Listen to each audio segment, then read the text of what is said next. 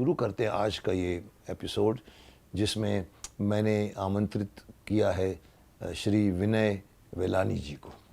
नमस्कार। नमस्कार। ये प्रोफेशन से सीए हैं, लेकिन आध्यात्मिक भी है, और गीता में भी कहा गया है, और बड़े बड़े महारथी, बड़े बड़े गुरु भी कहते हैं, यूनिवर्स आप अपने वर्ल्ड में रहो, लेकिन वर्ल्ड के बन के मत रहो। आप घर रहकर, गृहस्थी रहकर भी आध्यात्मिक हो सकते हैं।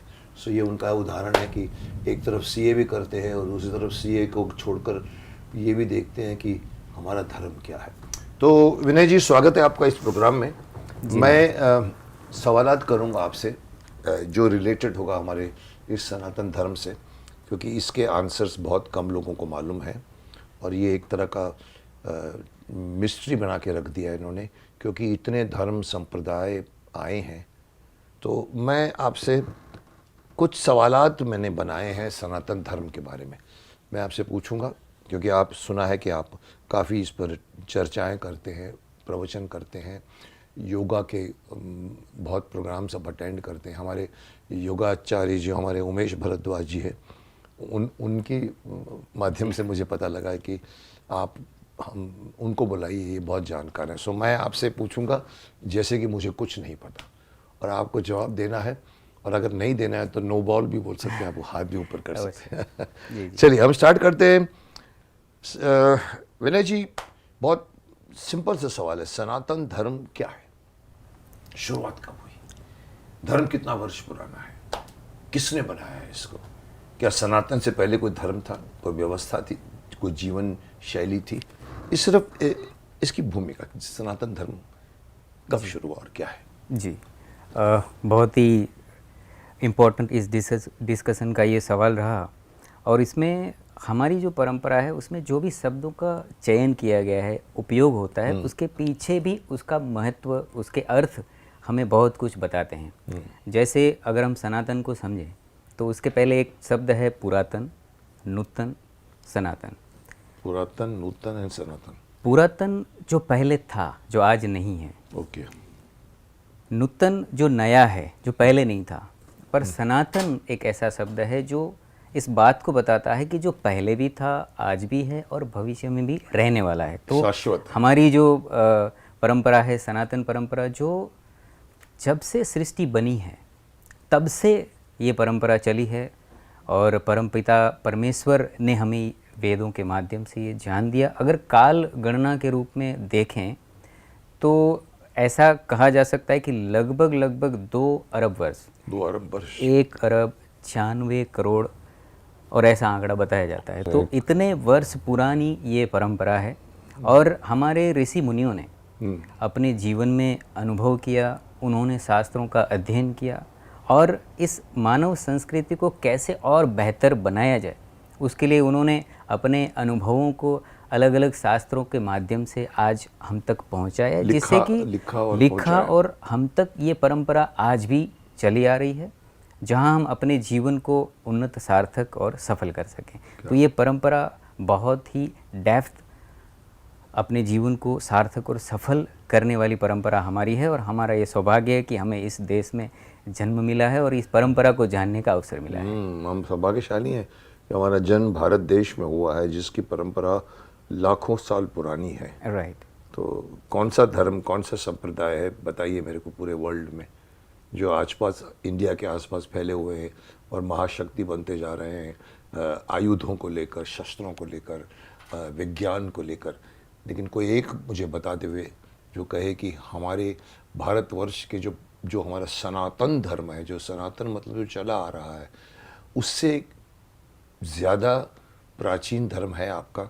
आइए, कभी मैं बुलाऊंगा आपको अपने डिस्कशन में, हम, और बताइए मुझे कि सर आपकी उम्र अगर 160 साल है तो मेरी उम्र 165 साल है, बताइए, ये जानना ज़रूरी है। पर मैम समझते हैं कि हम थे, हमारा, और हम कदर करनी चाहिए उसकी, हमारी जो परंपरा। सो बनाया है किसी ने, ये भी बता दिया आपने, और इसके पहले कोई धर्म व्यवस्था तो थी नहीं, यहीं से शुरुआत करें। तो इसे हम कह सकते हैं कि सनातन धर्म शाश्वत धर्म है, जो हमेशा से है और हमेशा रहेगा। ये धर्म और समय से परे है। करेक्ट? ये बात एक लाइन में आ जाए। वेदों को कहते हैं कि ये वेद मनुष्यों की रचना नहीं है। हम बार बार वर्ड सुनते हैं, वेद, पुराण, कोई अथर्ववेद, सामवेद, बोलने वाले बोल जाते हैं, सुनते हैं कहीं ना कहीं, उनको सिर्फ नाम मालूम होता है, कोई उसके अंदर डुबकी नहीं मारता। तो कहते हैं कि एक प्राचीन बात है कि अरे ये तो वेद पुराण जो आप पढ़ रहे हो ये मनुष्य द्वारा रचित नहीं है। बताया है क्या वेद सनातन से भी पुराने हैं? ये वेद भी क्या सनातन धर्म का हिस्सा है? वेदों की उत्पत्ति कैसी हुई है? ये सवाल हम जानना चाहते हैं, स्पेशली वेद को लेकर। तो जैसे मानव सभ्यता की शुरुआत जहाँ पे हुई, तो परमपिता परमेश्वर ने ऋषियों के माध्यम से हम तक ये ज्ञान दिया है। ऋषियों ने, जैसे कि हम देखते हैं कि कई विषय ऐसे होते हैं जो हम आंख बंद कर ध्यान और समाधि में जाकर हम ईश्वर से जुड़ सकते हैं, और ऐसे ही ईश्वर के साथ जोड़कर ईश्वरीय ज्ञान जो वेद, हम 4 वेद के नाम से जानते हैं, वो वेद के रूप में उसको हमारे यहाँ पर पहले श्रुति बोला जाता था कि पहले ऋषियों ने समझा और फिर बोल की श्रुति मतलब, हाँ, पहले ऋषियों ने जाना और वो गुरु शिष्य परंपरा से आज तक हमारे बीच आए हैं। तो ये ईश्वर की प्रेरणा से, ये ईश्वर प्रदत्त ज्ञान है, क्योंकि जब वेद हम देखते हैं तो सारी सृष्टि से लेकर मानव सभ्यता से लेकर बहुत सारे, और ऐसा मान लीजिए इस पूरे अस्तित्व में जितने विषय हमारे लिए आवश्यक हैं, सारे विषयों को संजोकर 4 वेदों के माध्यम से हमें सब उसमें है। सारी विद्या, चाहे आप भौतिक उन्नति करना चाहते हैं तो भी विद्या वहाँ पर उपलब्ध है, आप आध्यात्मिक उन्नति करना चाहते हैं, आप साइंस का कोई भी विषय ले लीजिए, सारे विषयों को 4 वेदों के माध्यम से हम तक, ऋषियों के माध्यम से हमारे वहाँ पहुँचे हैं। तो ये ईश्वरीय वाणी है, ये ईश्वरीय विद्या है। ईश्वर की वाणी, जो कहते हैं ओम, जैसे ईश्वर का शब्द है, करेक्ट, वो सबसे पहले आया। तो ये वाणी ईश्वर की है, जो हमको ऋषियों ने आगे आगे आगे शिष्यों के माध्यम, जैसे आप श्रुति का मैंने भी सुना है कि कहते थे कि ऋषि अपने शिष्यों को बताया करते थे, शिष्य आगे लेके जाया करते थे। पाश्चात्य देशों की तरह ये नहीं है कि डॉक्यूमेंटेशन टक टक टक टक टक टक टक टक लिखा हुआ पड़ा है। हमारा धर्म इसीलिए थोड़ा सा लुप्त हुआ है। मानते हैं आप इस बात को कि अगर ये वैसी ही परंपरा होती कि चल लिख, किताब प्रमोट कर, जैसे आजकल कोई भी बुक बेस्ट सेलर बोलते हैं, हमारे यहाँ पर नहीं था। शायद ये कमी नहीं है हिंदू सनातन धर्म की बोल रहे या हिंदू धर्म की बोल रहे? नहीं, बेसिकली क्या है कि हमारे यहाँ गुरु शिष्य परंपरा जो आधार बनी, और उसके बाद ये हमारी वहाँ जो सतोगुणी प्रधान सारे व्यक्ति रहे हैं, उन्होंने गुरुकुलीय परंपरा के माध्यम से इस विद्या को संभाला। और दूसरा क्या हुआ कि वेदों में मिलावट ना हो, तो हमारी संस्कृत जो भाषा है एकदम साइंटिफिक भाषा, उसको आज इवन सारे वैज्ञानिक भी मानते हैं। तो अलग अलग मेथड के माध्यम से संस्कृत के ये वेदों को याद रखकर अभी तक भी जो चली आई है, कोई भी मिलावट वेद में कर नहीं पाया, क्योंकि ये भाषा की एक सुंदरता कहें, और हमारे ऋषियों ने इसको याद रखने की जो कलाएं विस्तृत की, उन्होंने अलग अलग माध्यम से घटापाठ से लेकर ऐसी 8 अलग अलग इसको याद रखने की एक परंपरा है। कोई भी मिलावट करता है तो अलग से उभर जाता है कि नहीं, ये शब्द वेद का नहीं है। तो ये हमारा सौभाग्य रहा, ऐसी टेक्निक्स हमारे ऋषियों ने डेवलप की कि हमें आप वही ज्ञान, वही नहीं कर सकते, मतलब जो हम एडल्ट्रेशन करते हैं, चीज़ में मिलावट, उसमें नहीं कर सकते। वेद में मिलावट करना नामुमकिन है, क्योंकि जो शैली रही है हमारे ऋषियों की, वो परफेक्ट है, परफेक्ट शैली है। और जैसे मैंने कहा श्रुति के माध्यम से, और वो एक ही रीति से नहीं याद रखते, अलग अलग 8 प्रकार से याद रखते हैं। तो अगर कहीं किसी ने मिस्टेक कर दी तो और 7 मेथड है, उसको करेक्ट कर लेते कि नहीं, ये शब्द, ये इवन एक एक शब्द अपने में महत्वपूर्ण, एक एक अक्षर भी वहाँ पे मिलावट नहीं किया जा सकता। क्या बात है। ये विशेषता है हमारे ऋषियों की। इसमें से एक प्रश्न मेरे दिमाग में आता है कि हर चीज़ संस्कृत में, और Sanskrit is mother tongue of all the language, right, और अपने आप में परफेक्ट लैंग्वेज है, जितने शब्द संस्कृत में कहीं नहीं है। पर मेरा एक सवाल पूछना है आज के हिसाब से, क्या संस्कृत सीखना आसान है आज के युग में? देखिए, जितना पुरुषार्थ, अगर कोई व्यक्ति डॉक्टर बनना चाहे तो आप देखिए वो कितने अपने वर्षों को उसमें लगाते हैं। हाँ, 5 साल का MBBS। अभी क्या होता है कि हम संस्कृत से जुड़े नहीं हैं। अगर हम गुरुकुलीय परंपरा में पढ़ते तो संस्कृत इतनी सरल भाषा है और एट द सेम टाइम एकदम साइंटिफिक भाषा है। हमने उस पर ध्यान बोलने नहीं में कोई दिया। बोलने याद करने में तकलीफ नहीं होती है। कहते हैं कि मतलब अगर एक गांव गुरुकुल है में पूरा सब संस्कृत में बातें करता है, इतना इजी है। आज भी आप भारत में देखें कई सारे आर्ट्स गुरुकुल है जहाँ पर संस्कृत बोलने की भाषा है। ऐसे और हेलो कैसे आप, कैसे क्या कर रहे हो, खाओ, सीधा संस्कृत में पूरा। पूरा संस्कृत। और कहते हैं कि ये बोलने की भाषा सिर्फ 6 महीनों में आप तैयार हो कर जाते सकते हैं। हो 6 महीने? हाँ, मैं बहुत ही सीखना सुंदर चाहता भाषा है। हाँ जी, मैं अवश्य इस अवश्य उम्र में भी सीखना ही सीखना चाहिए। चाहता हूँ, मैं आपको क्योंकि मुझसे कहा गया कि लाखों पांडुलिपियां हैं जो अभी तक डिकोड नहीं हुई। राइट। क्यों? बिकॉज हम संस्कृत को पंडितों की भाषा बना के बैठ गए। आई सर पूजा कराइए, ओम आई ग्रिंग क्लिंग चामुंडाय विच्छे, ओम आई ग्रिंग क्लिंग चाम, मीनिंग नहीं मालूम, Correct. ओम क्या, आइंग क्या, क्लिंग। तो ये कारण है कि संस्कृत हम सीखने से डरते हैं या नहीं सीख, और सीखना चाहिए। देखिए ऐसा है कि इस भारतवर्ष में कई सारे आक्रांताएं हैं, उनको हमें देखिए किसी भी परंपरा को अगर नष्ट करना है तो उनकी संस्कृति पे आप प्रहार करिए, जो किया उनकी शिक्षा पद्धति पर वो कहते हमारे जो माउंट इसने जो अंग्रेजी भाषा डालकर मैकोले मैकॉले ने किया, या। यही जो आप बोलना चाहते हैं कि किसी को क्या, किसी देश को अपनी परंपरा और सभ्यता से तोड़ना चाहते हैं तो उसकी शिक्षा व्यवस्था है उसको आप कमजोर कर दीजिए। शिक्षा व्यवस्था जो हमारी परंपरा रही गुरुकुलीय उसको तोड़कर 7 लाख गुरुकुल जला दिए गए। सही बात है। Yes. 9 लाख में से 7 लाख गुरुकुल जलाए, और मैकलॉड ने वहाँ पर जाके पार्लियामेंट में बोला कि मैं एक ऐसी चीज़ करने जा रहा हूँ जो इसकी देश की पूरी हिस्ट्री को मिटा देगा। अपने पिता को उन्होंने पत्र लिखा और वो सारे डॉक्यूमेंटेड है। ये कोई हमारे घर की बात नहीं है।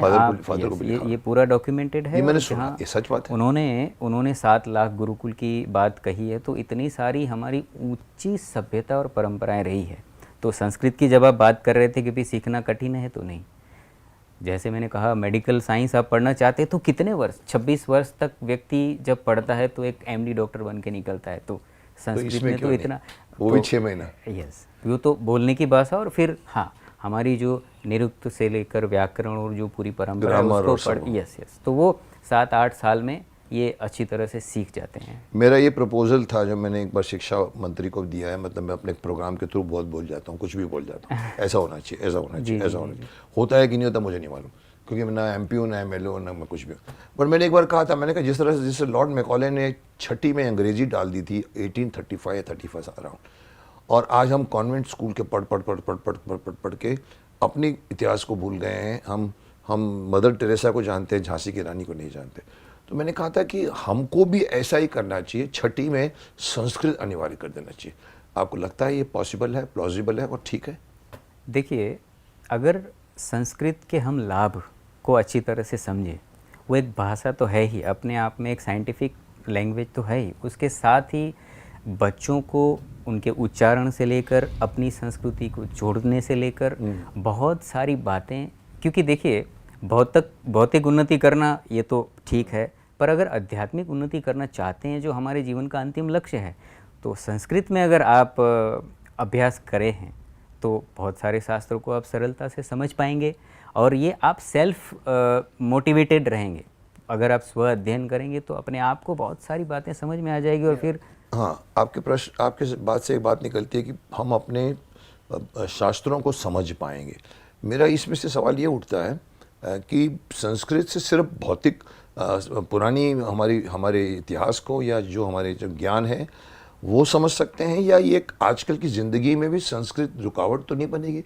आज की दुनिया में लोग विज्ञान चाहता है, लोग दुनिया भर के कॉमर्स सीखना चाहते हैं, कोई CA जैसे आप CA हैं बनना चाहते हैं, उसमें संस्कृत क्या बाधा होगी या संस्कृत उसमें रहकर भी आप वो सीख सकते हैं? देखिए, संस्कृत एक भाषा है और आज के वैज्ञानिक भी इसको मानते हैं कि इससे बेहतरीन कोई भाषा नहीं हो सकती। इवन आप अगर कंप्यूटर यूज़ करते हैं, वहाँ पर प्रोग्रामिंग करते हैं, तो क्या होता है कि हमारी संस्कृत में सारी एक्टिविटी के लिए अलग अलग शब्द हैं।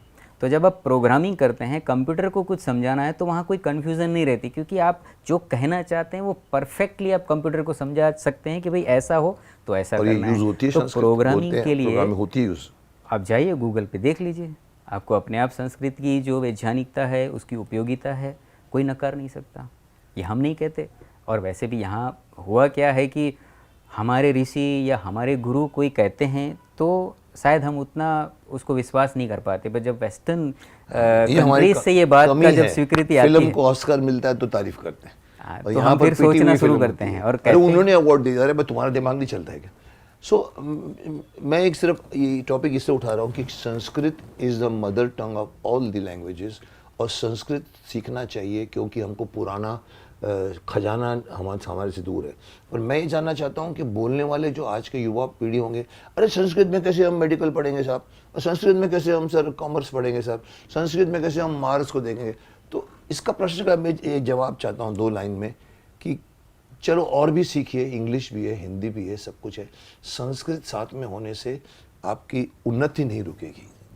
देखिए, इसमें 2 बात आई कि भाई हम अगर संस्कृत सीखेंगे तो इंग्लिश के जो शास्त्र हैं उसको कैसे पढ़ें। आप देखिए जर्मनी जो अपनी एजुकेशन जो सिस्टम है वो अपनी खुद की लैंग्वेज में रखे हैं। ऐसे कई सारे देश है, छोटे छोटे देश, जिनको अपने भाषा, अपनी संस्कृति पर जिनको गर्व है, उन्होंने वही भाषा में अपने स्टूडेंट को अभ्यास करवाया है। तो हम जापानीज में है तो हम कोई, क्योंकि हम इसको अपना नहीं मानते ना। करेक्ट। तो हम इसको बोलते हैं ये तो पंडितों की ज़बान है, गलत है। जैसे आपने मैकोले की बात की, तो जो उनका उद्देश्य था, ऐसा कह सकते हैं कि वो सफल रहे हैं। सफल तो रहे। आज मैं देखता हूँ कॉन्वेंट ओरिएंटेड बच्चे हैं जिनको शायद नहीं मालूम है कि वो संजीवनी उठा के किसके लिए लाए थे, लक्ष्मण के लिए लाए थे या हनुमान। क्यों भाई साहब? क्योंकि हमारे बच्चे आजकल गूगल में हैं। राइट। तो उनको करने के लिए देखो, हम बड़े लोगों का दिमाग टाइट है, मतलब पैक्ड है, ट्रैफिक जैम है, इसके अंदर कुछ जाएगा तो बोले जगह नहीं है, गूगल की मेमोरी खत्म हो गई। बच्चों की फ्लेट खाली होती है। जैसे मैकॉले ने 6ठी में इंग्लिश डाली, 6ठी में संस्कृत डाली, वो आराम से पढ़ेगा और 7वीं 8वीं 10वीं 12वीं आते थे वो प्रख्यात बन जाएगा। उसको तो डिस्कशन मदर फादर से, बच्चों से, घूमने से कर सकता है। तो करना चाहिए, मैं समझता हूँ 6ठी में। और हमारी संस्कृति से भी उसको जोड़ सकते हैं। संस्कृति से तो जोड़ा ही है। मैं आगे का सोच रहा हूँ, कई लोग ये नहीं सोचें कि संस्कृत की वजह से हम आगे कुछ नहीं सीखेंगे, ऐसा नहीं है साहब। वो नॉलेज आपको काम आएगा। सवाल अभी आता है नेक्स्ट, एक हम सुनते वेद पुराण। हाँ, लोगों को जितना कम मालूम है, लेकिन शब्द तो सबने सुने हैं, वेद पुराण। जैसे नारद पुराण से लेके शिव पुराण से लेके पुराण लिखे गए हैं।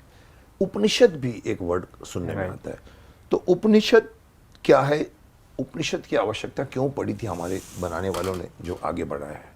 देखिए, वेद का जो ज्ञान है वो बीज रूप में हमारे पास उपलब्ध है, पर किसी भी विषय को और सरल करना हो, एक आम व्यक्ति उसको समझ पाए, तो जैसे वेद के बाद कई सारे हमारा जो वैदिक वांग्मय जिसको हम कहते हैं कि भाई फिर ब्राह्मण ग्रंथ है, फिर दर्शन है, ऐसे ही उपनिषद में क्या किया गया है कि हमारे ऋषियों ने हम सरल रीति से हमारे वेदों के जो गूढ़ सिद्धांत है, आत्मा परमात्मा तत्व, जो सूक्ष्म विषय है, उसको समझ सकें सरलता से।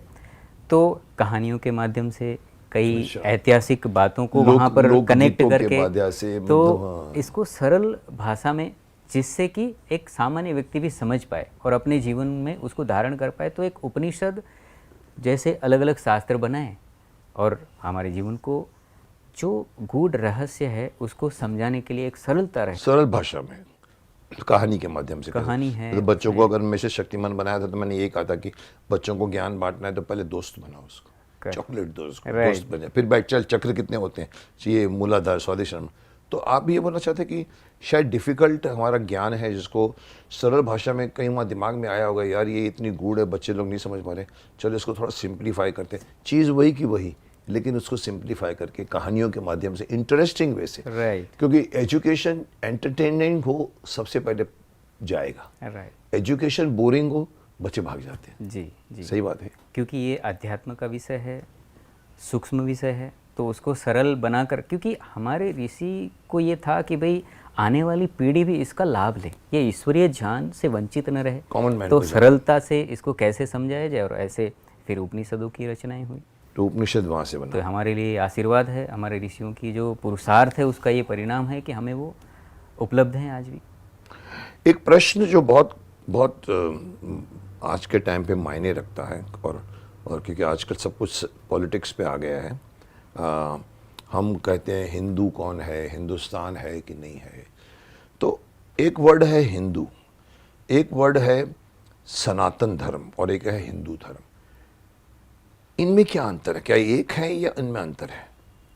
देखिए, सनातन परंपरा की जब बात करें तो ऐसे व्यक्ति जो ईश्वर में मानता है, मतलब आस्तिक है, जो पुनर्जन्म में मानता है, जो कर्मफल की व्यवस्था को मानता है, तो अगर आज हम हिंदू शब्द, वैसे हमारी परंपरा का शब्द नहीं है, ये हमें दिया गया शब्द है। हमारे यहाँ आक्रमण जो आक्रांता आए और उन्होंने हमें आइडेंटिफाई करके भाई हिंदू, कई लोग कहते हैं कि भाई ये सिंधु घाटी से लगा हुआ है तो इसीलिए हिंदू है, सिंधु घाटी से, या पर जो भी है, इस शब्द को अभी क्या हो गया है कि वो सनातन और हिंदू ऐसा लगता है जैसे एक हो गए हैं। तो हम ऐसा भी समझ सकते हैं कि अगर कोई अमेरिका से आए और कहें आप हिंदू हैं, तो हाँ भाई हिंदू माने कि पुनर्जन्म में मानता है, जो आस्था रखता है, श्रद्धा रखता है, पर वैसे हमें भारतीयों को अपने आप को सनातनी या वैदिक सनातन धर्मी के नाम से अगर हम अपनी पहचान बनाए तो वो उत्तम है। पर क्योंकि अभी इतने वर्षों तक ये हिंदू शब्द हम सुनते आ रहे हैं, जो इवन मुकेश जी ऐसा भी कहा जाता है कि एक फारसी वर्ड है, तो हमारी डिक्शनरी का वर्ड नहीं है, वो भी कहते हैं। तो भले कोई भी वर्ड रहा हो, पर आज हम एक इंक्लूसिव सेंस में अगर इसको देखें तो एक सनातन और हिंदू एक पर्याय जैसे बन गए। पर हमें तो ये ध्यान रखना है कि हम अपने आप को वैदिक सनातन धर्मी के नाम से हम एस्टैब्लिश करें, वो बेहतर है। पर हिंदू कोई कहता है तो ये पूरा इस तरह से हिंदू आप ये बोलना चाहते हैं कि ज्योग्राफिकली के वजह से ये शब्द, कई लोग जैसे सिंधु घाटी का है वर्ड, कई लोग इंटरप्रेट करते, जैसे आपने फारसी का कड़, लोग वहाँ से आए, सिंधु सिंधु करते करते हिंदू कर दिया, पर उससे तो असलियत में तो कोई फ़र्क नहीं पड़ता है। जो कमल को कमल नहीं बोलो तो भी कमल रहेगा वो। करेक्ट। वैसे ही अगर ये हम बोलें कि हिंदू अगर थोपा गया है तो भी क्या है कि क्या आज आपको कोई दिखता है कि, क्योंकि अब ये प्रश्न बन गया है कि हिंदू का मतलब सनातन ही है, हिंदू धर्म सनातन धर्म है, ये अब चर्चा का विषय बन गया। क्या ऐसे कोई हिंदू हो सकता है जिसको हम हिंदू बोलते हैं, जो हिंदुस्तान में रहता है? हिंदुस्तान भी हमारा वर्ड उसी से निकला है, हमारा भारतवर्ष नाम था, भारतवर्ष को इन्होंने हिंदुस्तान कर दिया है। तो भारतवर्ष में रहने वाला एक प्राणी, जिसको एक नागरिक, जिसको अब हिंदू बोलते हैं, क्योंकि लिखा गया था कि ये हिंदू है, ये मुस्लिम है, ये सिख है, ये वो हिंदू 100% सनातनी ही होगा, या ज़रूरी नहीं है कि वो आदमी सनातनी ना भी हो? देखिए, ये जो बोलने वाला है वो किस सेंस में बता रहा है। अगर वो इस सेंस में कह रहा है कि जो भारत में जो जन्मा है वो हिंदू है, और उस सेंस में अगर वो हमें पुकारता है तो ऐसा मान सकते हैं कि ज्योग्राफिकली जो भारत में जन्मे हैं वो सारे हिंदू हैं। पर धार्मिक रीति से अगर देखें, जो वेदों को मानता है वो सनातनी है, जो वेदों को मानता है वो वेदों को मानता है। तो एक हिंदू ऐसा भी हो सकता है जो नास्तिक हो और वो हिंदू, वो पुनर्जन्म या वैदिक को नहीं मानता है, तो हम उसको ये कहेंगे कि ये हिंदू तो है पर सनातनी नहीं। अगर ज्योग्राफिकली हम देखें तो वो हिंदू तो है ही, पर सनातनी नहीं। सनातनी नहीं। सनातन की परिभाषा यही है कि उसको वेदों में मानना चाहिए, वेदों को अपना मूल आधार मानता हो, और वेदों, कर्म को मानना, पुनर्जन्म को मानना, ये हमारी कंडीशन है। करेक्ट है सनातन धर्म की। क्योंकि हम ईश्वर को जो मानते हैं, कर्म फल को मानते हैं, जो वेदों की जो शिक्षा है उसको जो एक्सेप्ट करते हैं, उसको ही सनातनी कहेंगे। अगर वो हिंदू के नाम से आप जानो तो ठीक है, अगर ज्योग्राफिकली कहते हैं तो जो मानता है नहीं मानता, भारत में जन्मा वो हिंदू है। पर वैसे आज पर्यायी हो गए हैं दोनों, एकदम मिलने जुले तब। लेकिन बीच में मैं एक डिमार्केशन लाना चाहता हूँ कि 100 आदमी बैठे हुए हैं, इसमें वो बोलता है कि 50 बोलता है कि अरे सनातन धर्म क्या था हमको नहीं मालूम, पर हम हिंदू हैं। तो ऐसे लोग भी हैं जो हिंदू होते हुए भी सनातनी नहीं है और सनातनी होते हुए भी हिंदू नहीं है, ऐसा है। पर क्या होता है कि जो अपने आप को हिंदू क्लेम करते हैं वो बेसिकली जो हमारी परंपरा है उसको फॉलो करते ही हैं, अंदर से वो मान के ही चल रहे हैं कि भाई।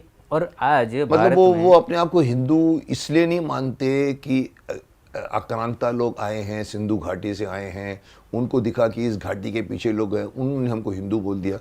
वो इसलिए अपने आप को हिंदू नहीं मानते कि मेरे को उन्होंने नाम दिया है, वो इसलिए हिंदू मानते हैं कि हम सनातन धर्म के उपासक हैं। हमारे अंदर वही ज्ञान है कि कर्मण्येवाधिकारस्ते मा फलेषु कदाचन है, कर्म का फल मिलता है, पुनर्जन्म होता है।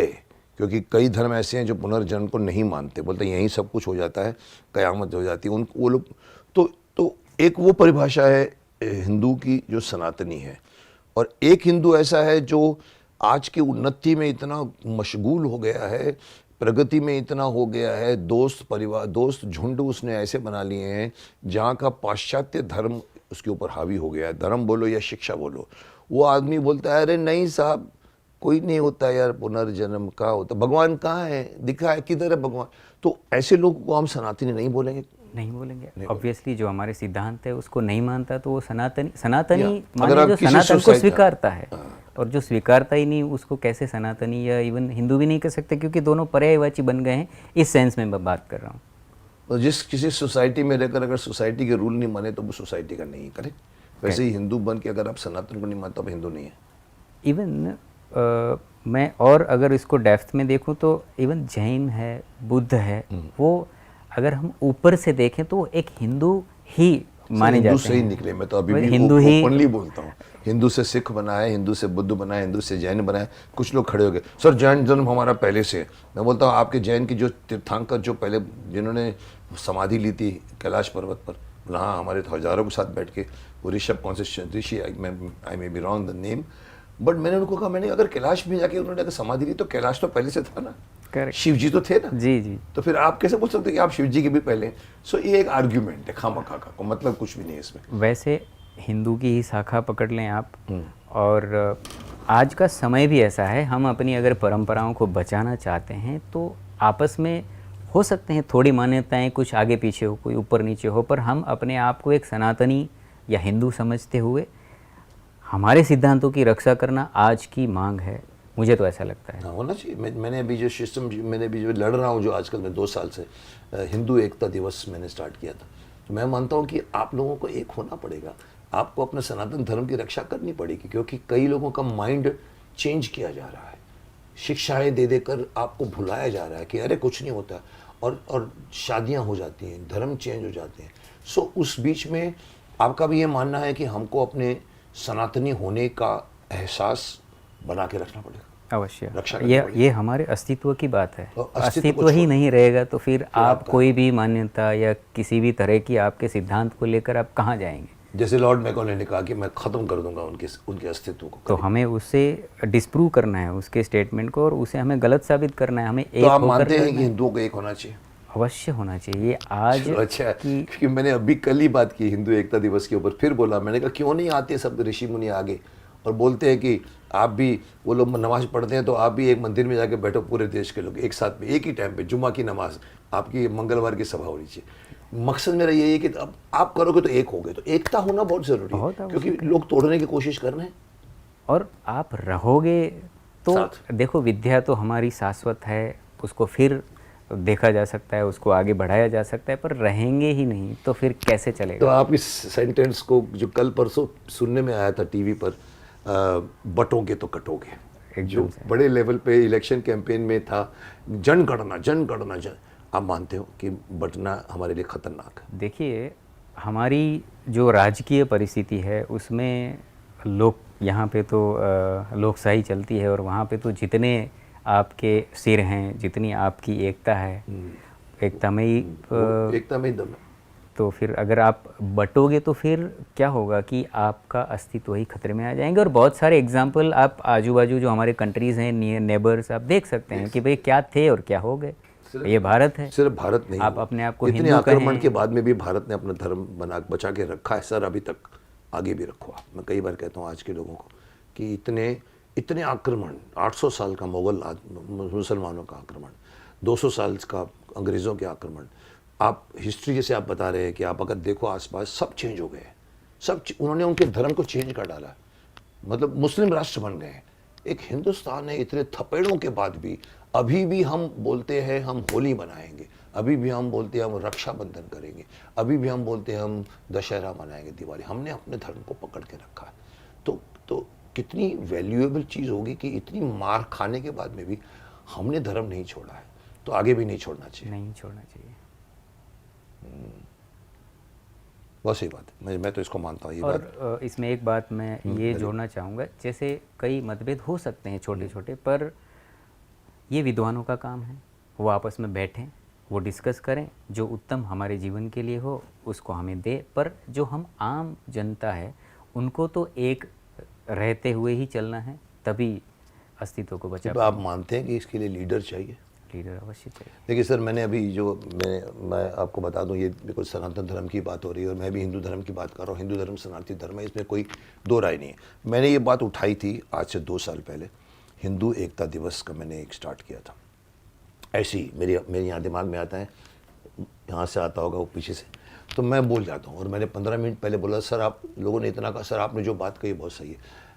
मैं समझ की बात करके गया था कि मैंने कहा देखिए कि आपके धर्म में, मैंने उसका टाइटल भी दिया था कि जुम्मा की नमाज है, संडे की मास है, हिंदुओं के पास कौन सा दिन है।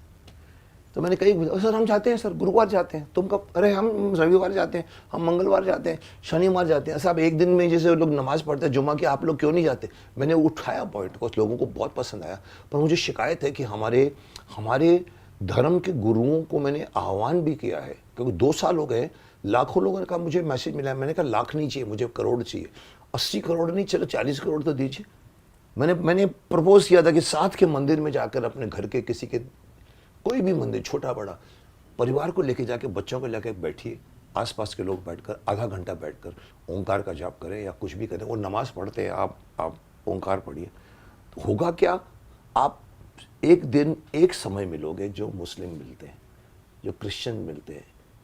आप यहाँ बटे हुए हैं, बिल्डिंग के नेक्स्ट में कौन रह रहा है उनको नहीं मालूम। एकता दिवस का मैंने आह्वान किया था, पर मुझे शक, आज ही मैंने एक और वीडियो रिकॉर्ड की कि मुझे शिकायत है हमारे धर्म गुरुओं को हूँ या मैं पीठाधीश को हूँ। मैंने कहा सर आपके पास कोई एक ऐसा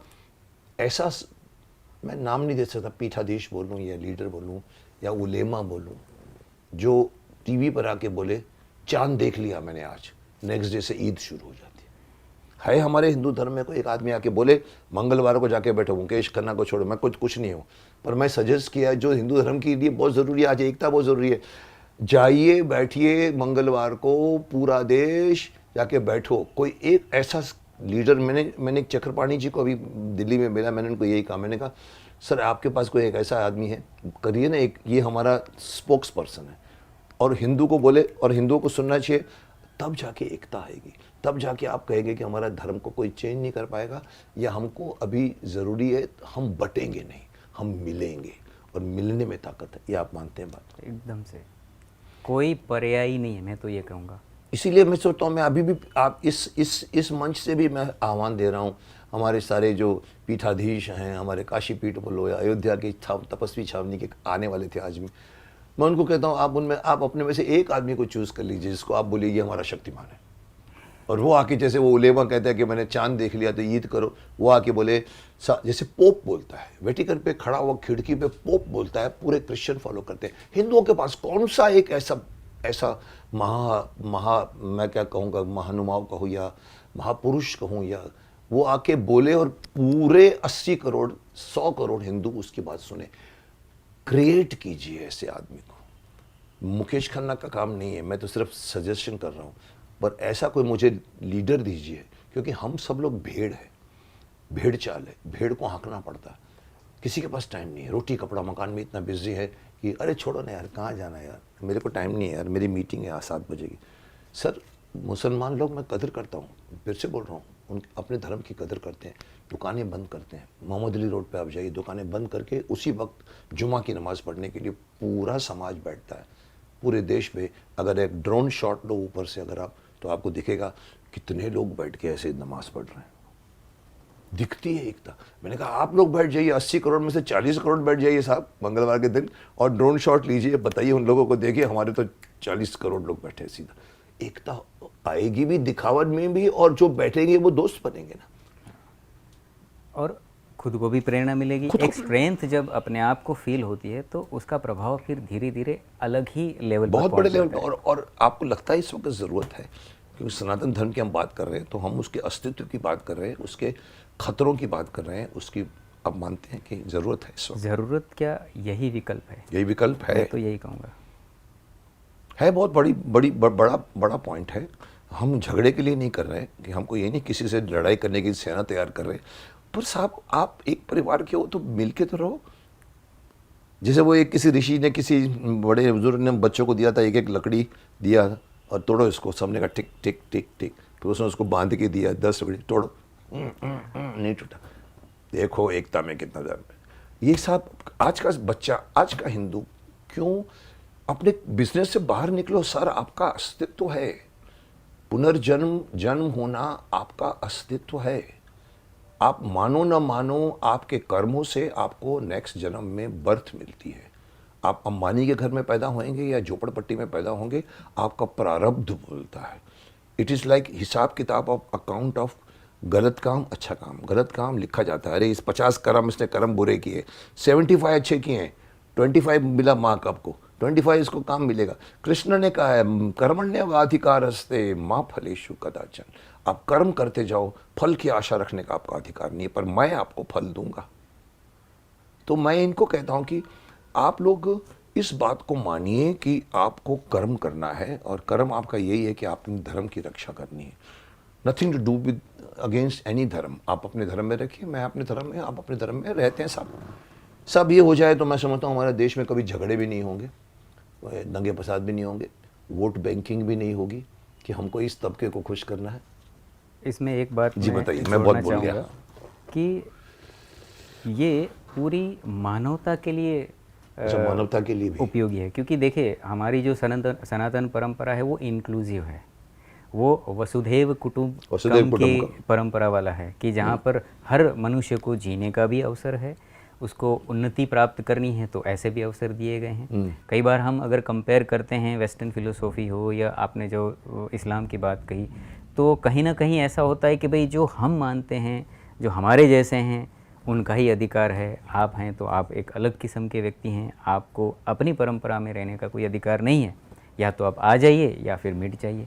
और हमारी जो परंपरा है पूरी मानवता के लिए, मैं तो कहूँगा कि आने वाले समय में जो भी अलग अलग फिलोसॉफी को मानते हैं वो समझ ही जाएंगे कि यही एक ऑप्शन है। और आप देखें बड़े बड़े जो वेस्टर्न में हम, क्योंकि मैं वेस्टर्न की बात इसलिए करता हूँ क्योंकि हमारे बच्चे वहाँ से ज़्यादा प्रेरणा लेते हैं, तो वहाँ पर जो बड़े बड़े लोग बने हैं उन्होंने जब भारत को देखा तो अचंभित रह गए कि ये कैसी परंपरा है, इतनी उत्तम संस्कृति, इतनी उत्तम पूरी सूक्ष्म जो बातें हैं, इतनी डेप्थ वाली जो बातें हैं, इसको कितनी सरलता से और पूरे मानवता के लिए बनाई गई है, और वो भी प्रभावित होते हैं। और आप देखते हैं कई सारे लोग यहाँ आते हैं तो फिर यहाँ रुक भी जाते हैं, यहाँ की परंपरा से इम्प्रेस भी होते हैं। पर ये हमारा दुर्भाग्य है कि कहीं ना कहीं हमारी पीढ़ियाँ इससे दूर चली जाती है। उनको शांति मिलती है लेकिन हमको कन्विंस नहीं होते। हम शांति तो वहाँ की शांति भी पाते हैं जो वहाँ नहीं मिलती। हाँ, इतना इसके बावजूद भी हम कन्विंस नहीं होते कि हम अच्छे हैं। तो ये अभी कैसे, पर सौभाग्य है हमारा कि भाई आप जैसे लोग इसमें कार्य कर रहे हैं, और क्योंकि आपसे बहुत सारे युवा प्रेरित भी होते हैं, तो और आपने अपने जीवन को इसमें लगाया है, तो आपको भी आप अभिनंदन के पात्र हैं। जैसे कि आपने कहा कि हमारा धर्म इंक्लूसिव है, मैं जो कुछ कह रहा हूँ अपने लिए नहीं कर रहा हूँ, मैं वसुधैव कुटुंबकम की बात कर रहा हूँ। हिंदुस्तान तो कम से कम अपना बनाओ, अखंड राष्ट्र तो बनाओ, जो उस जमाने में कंधार से लेकर मलेशिया तक था। और सारी मानव सभ्यता के कोई भी अगर समस्या रही, सारी समस्याओं का समाधान हमारी परंपराओं में है। तो ये इसका रहना, इसका टिकना, जैसे मैंने कहा कि पूरी मानवता के लिए अति आवश्यक है। मानवता के लिए आवश्यक है, ये नहीं कह रहे हैं कि हिंदुओं के लिए आवश्यक है। नोट कीजिए इनका बोलने का सेंटेंस, मानवता के लिए। मानव में हिंदू भी आता है, मुस्लिम भी आता है, सिख भी आता है, इस्लाम भी आता है, ईरानी भी आते हैं, जापानीज भी आते हैं, चाइनीज़ भी आते हैं, इंग्लिश भी आते हैं। सबसे अगेन वैज्ञानिक आप मानते हो तो इनकी बात में मैं ऐड करूंगा कि ये सिर्फ धार्मिक नहीं है, वैज्ञानिक धर्म है, करेक्ट। इसका अपना एक साइंस है, जैसे संस्कृत का अपना एक साइंस है। जो नहीं समझता वो नहीं समझेगा, जो समझता है तो वो अचंभित हो जाता है। यार देखिए, मैं एक छोटा सा बुराई नहीं कर रहा हूँ, बट इंग्लिश में आपके एक ही शब्द है अंकल, जिसके अंदर चाचा भी आ जाता है, ताऊ भी आ जाता है, मामा भी आ जाता है, काका भी आ जाता है। हमारे यहाँ पर हिंदी लैंग्वेज में वर्ड ज़्यादा है। नहीं आप मेरे चाचा है, नहीं आप मेरे ताऊ है, नहीं आप मेरे मासी है, आप मेरे फूअड़ है, आप मेरे, इतने वर्ड्स होने से हिंदी के वर्ड्स इंग्लिश से अच्छे माने जाते हैं। बस आप हिंदी से अगर आप संस्कृत में जाओ तो आपको मिलेगा उतने वर्ड्स साइंटिफिकली कहीं नहीं मिलेंगे। सो ये जो हमारी चर्चा हो रही है, ये किसी धर्म को बुरा कहने के लिए हो रही है, अपने धर्म को अच्छा कहने के लिए हो रही है, और अपने अंदर अपने आत्म सम्मान प्राप्त करना कोई बुरी बात नहीं है, सच्चाई को जानना कोई बुरी बात नहीं, उसमें कोई शर्म भी नहीं होनी चाहिए। क्यों होनी चाहिए?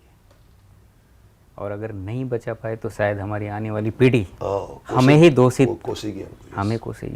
तो ये बात समझिए, इसीलिए मैं ये प्रोग्राम लाया हूँ। मेरा मकसद फिर बता दूँ, इस प्रोग्राम के बीच में यही एक मकसद है, ऐसे महानुभावों को लाऊं जो मैं नहीं समझा सकता हूँ, आप मुझे एक्टर समझते हो सिर्फ, मैं समझता हूँ कि इनसे सीखो, इनसे सुनो एटलीस्ट। आप अलग अलग लोग अलग अलग बात करेंगे, सच्चाई को पहुंचाओ। अस्तित्व खतरे में है ऐसा नहीं कहूँगा मैं, जैसे कई बार कहा जाता है इस्लाम खतरे में है, ऐसा कोई धर्म खतरे में नहीं होता, लेकिन कहीं ना कहीं दिख रहा है, जो दिख रहा है सुनामी आ सकती है या तूफान, तो चेतना तो जगानी पड़ेगी। जगन क्या बात है। पुराणों का प्रमाणिक स्रोत क्या है? और अगेन पुराण आए वेद के बाद। मेरे पास भी पूरे पुराण पड़े हुए हैं, पूरे अभी तक मैंने खोले नहीं है, बट नारद पुराण से लेकर स्कंद पुराण से लेकर हर तरह का, गरुड़ पुराण से लेकर, ये सारे पुराणों में ईश्वर को लेकर विरोधाभास आता है। शिव पुराण में शिव बड़े हैं, विष्णु पुराण में विष्णु बड़े हैं। लोग तो कहते हैं विष्णु पंथी हैं, कोई शिव पंथी हैं, उनके बीच में झगड़े होते हैं, तलवार निकल आती है जी। तो आपको क्या लगता है कि ये कोई विरोधाभास है? ये जो योगो वेदों से लेके पुराण में जब आते हैं तो कुछ उसमें विरोधाभास कहीं घुस गया है बीच में? देखिए, ऐसा है कि पुराण शब्द का अर्थ हम समझें तो ये जो इतिहास है उसको हम पुराण कह सकते हैं। अभी जैसे आपने कहा कि भाई कोई शिव को मानता है तो वो शिव को बड़ा दिखाने का प्रयास करता है, कोई विष्णु को मानते हैं। तो यहाँ तो जो शिव है, विष्णु है, इसके अर्थ देखें तो एक तो वो है कि ईश्वर को इंगित करते हैं कि भाई शिव जो कल्याणकारी है वो ईश्वर, विष्णु जो इस पूरे संसार को चलाते हैं तो वो विष्णु हैं, तो ईश्वर के ही नाम हैं एक सेंस में देखें तो अगर आप शिव को मानते हैं तो आप ईश्वर को ही मान कर चल रहे हैं, वो ईश्वर की बात कर रहे हैं, अलग ही बात नहीं कर तो वो तो एक ही व्यक्ति की कंपैरिजन हो गई एक सेंस में। अगर हम इसको इतिहास की दृष्टिकोण से देखें तो शिव नाम के बड़े राजा हुए जो कैलाश पर्वत पर रहते थे, उन्होंने बहुत ही उत्तम रीति से राज्य चलाया। तो क्या आप उस व्यक्तित्व की बात कर रहे हैं? वो एक भगवान तुल्य हैं, पूजनीय हैं, क्योंकि उन्होंने अपने जीवन में बहुत सारे उत्तम कर्म किए, हमारे लिए प्रेरणा है। अभी जो बात चल रही है कि ये अपने आप को बड़ा बताते हैं, वो अपने आप को बड़ा बताते हैं, ये होता क्या है कि जैसे मैं किसी को आदर्श मानता हूँ, फॉर एग्जांपल आज की जनरेशन की हम बात करें, अगर कोई तेंदुलकर को मानता है तो वो उसको फॉलो करता है, उसको आदर्श मानता है, तो उसके गुणों को वो बढ़ा चढ़ा के कि नहीं इस ऐसा शॉट कोई नहीं मार सकता, ये जो बैटिंग करते हैं जैसे ये भगवान है क्रिकेट के, कोई विराट कोहली को मानता है तो वो उसके गुणों को और बढ़ा चढ़ा कर बताने का प्रयास करेगा। तो इसमें वैसे कोई झगड़ा नहीं कह सकते, ये तो अपने आदर्श को बढ़ा बताकर, पर अल्टीमेट अगर गोल हम देखें तो ब्रह्म की प्राप्ति है, ईश्वर की प्राप्ति है। हम ईश्वर की आराधना उपासना करना चाहते हैं, वो बढ़ा कर करें, पर हो ये जाता है कि सिर्फ बढ़ा कर झगड़ा करने के लिए बढ़ा रहे हैं, दूसरों को नीचा करते हैं, दूसरों को नीचा दिखाकर कोई अपनी और बात को सिद्ध करना चाहते हैं।